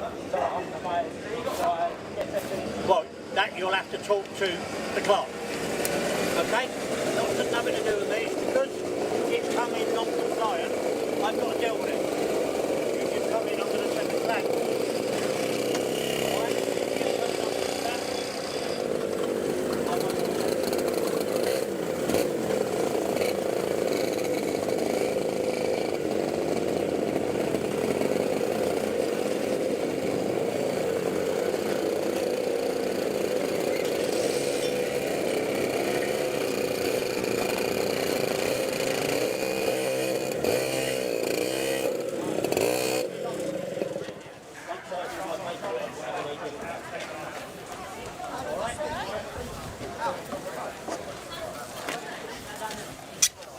Come on. Too loose.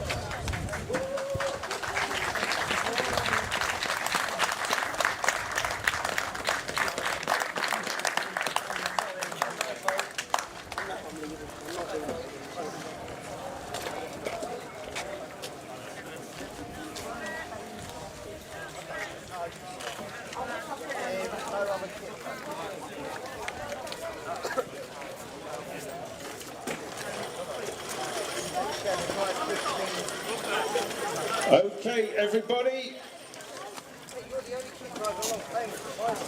Race director Matt Daniels has concluded due to the time and fading light.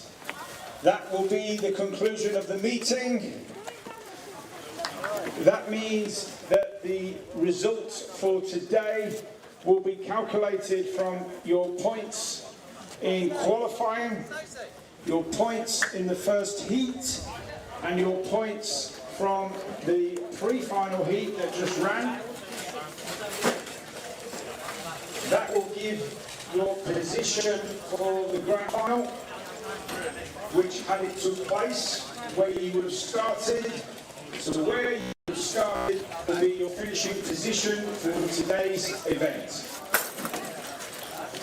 Some good news, we've heard from the hospital that Freddie Farrell has been released after checks, so that's good news. We're still waiting to hear any news about Cassidy. So that concludes today's events. Thank you for your patience and understanding. Obviously it was outside our control. Sorry, your dad's really upset. And we'll let you know in a few minutes' time the time for the presentation, where we'll give out today's trophies. Thank you. All right.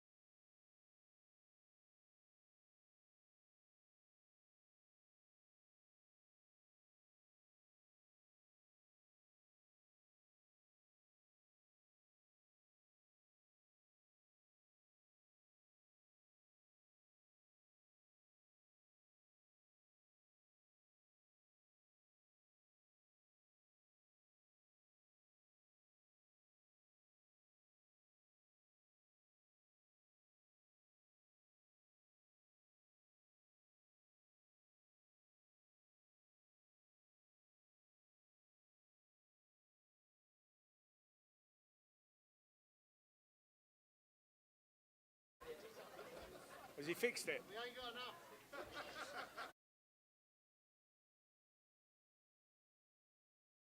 Testing, testing.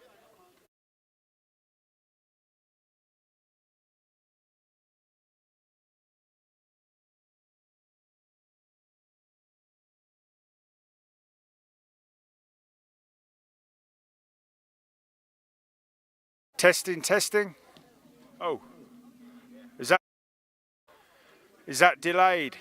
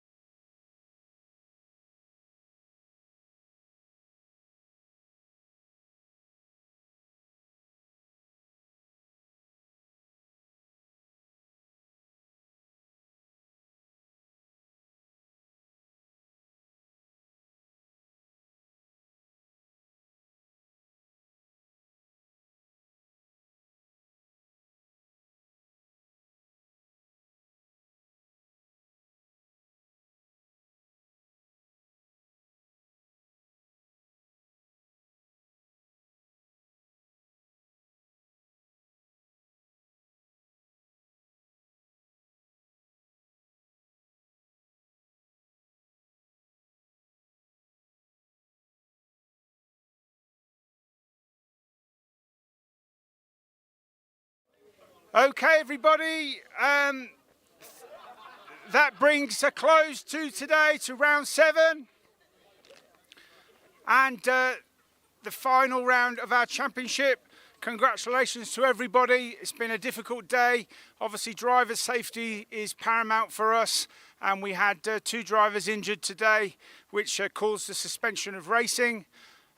One driver's been released from hospital, Freddie Farrell. He's on his way home, and Cassidy Southall has had checks and is okay too. So, a round of applause for those 2 guys.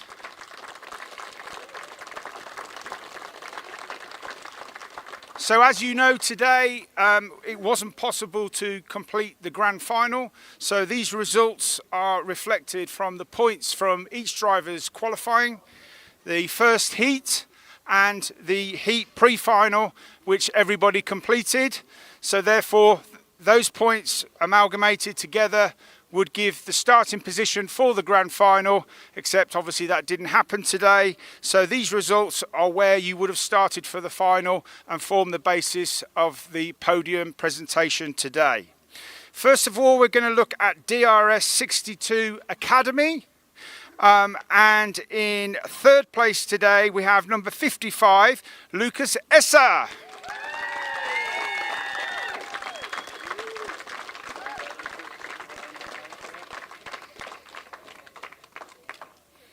Well done, Lucas. Little picture. Okay. And in second place today, we have number 105, Ashton Redpath. Well done, Ashton.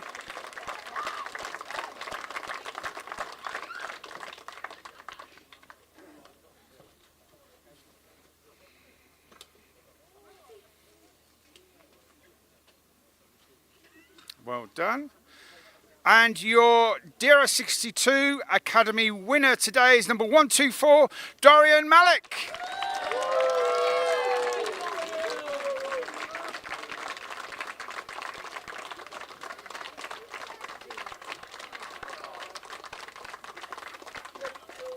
Well done, guys. Brilliant.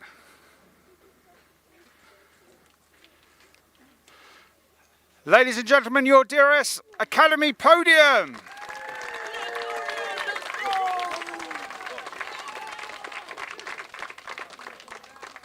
So moving on now to DRS 62 Super. The points today, put number 5, Nat Johnson in third.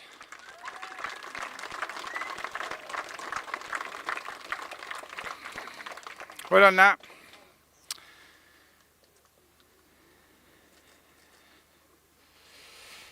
In second place today, it's DRS Jack Robinson. Well done, Jack.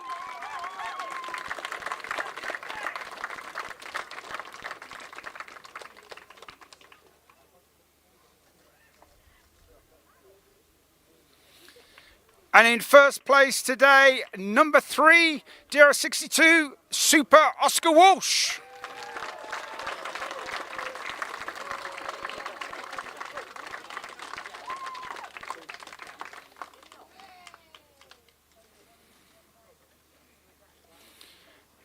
Your DRS 62 Super podium. Thank you, guys.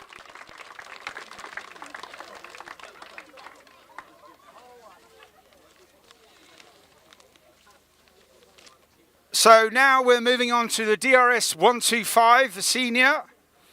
And your top Masters driver today is DRS Firaz Bilbaisi.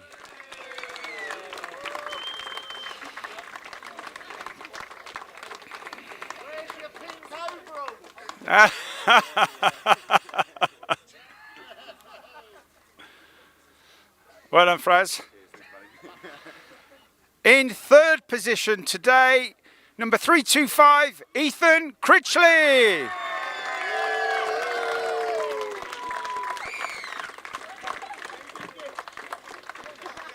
Do you want that? You forgot the trophy.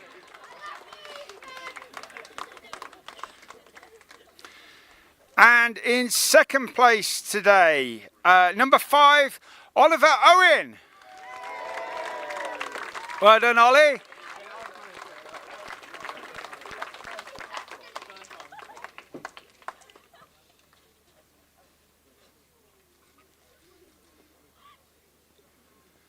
Well done. And first position today is number 1, Sam Faulkner.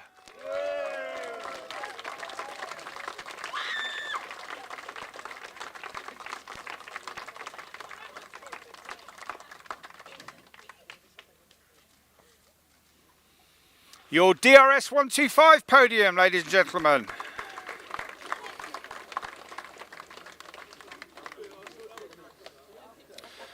Okay, last but not least, the DRS 100, the junior category. Our top rookie today is number 114, Archie Potter. Well done, Arch.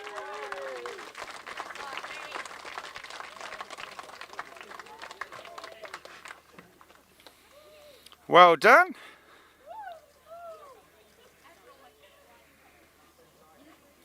Moving on to your top three. In third position today, number 5, Henry Foote. Well done, Henry.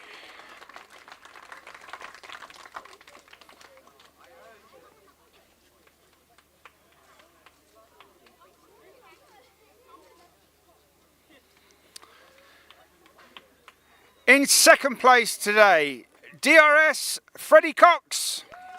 Well done, Freddie.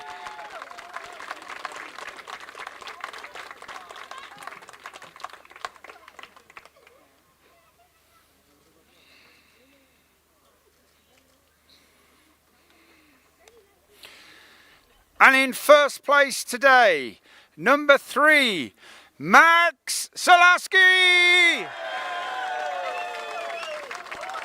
Well done, Max.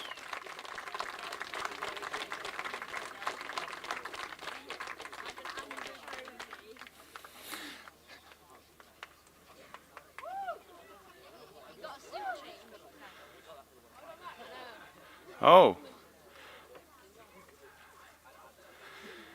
Your DRS 100 podium for today, everybody.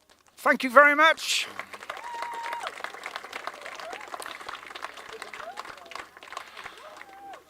So that concludes our presentation for today. So we will be all awarding our champions at our DRS trophy presentation, which will be announced in a date in January. So we look forward to having a fantastic evening and crowning all the champions with their trophies for this season. Thank you very much for all your support, and we'll see you next year.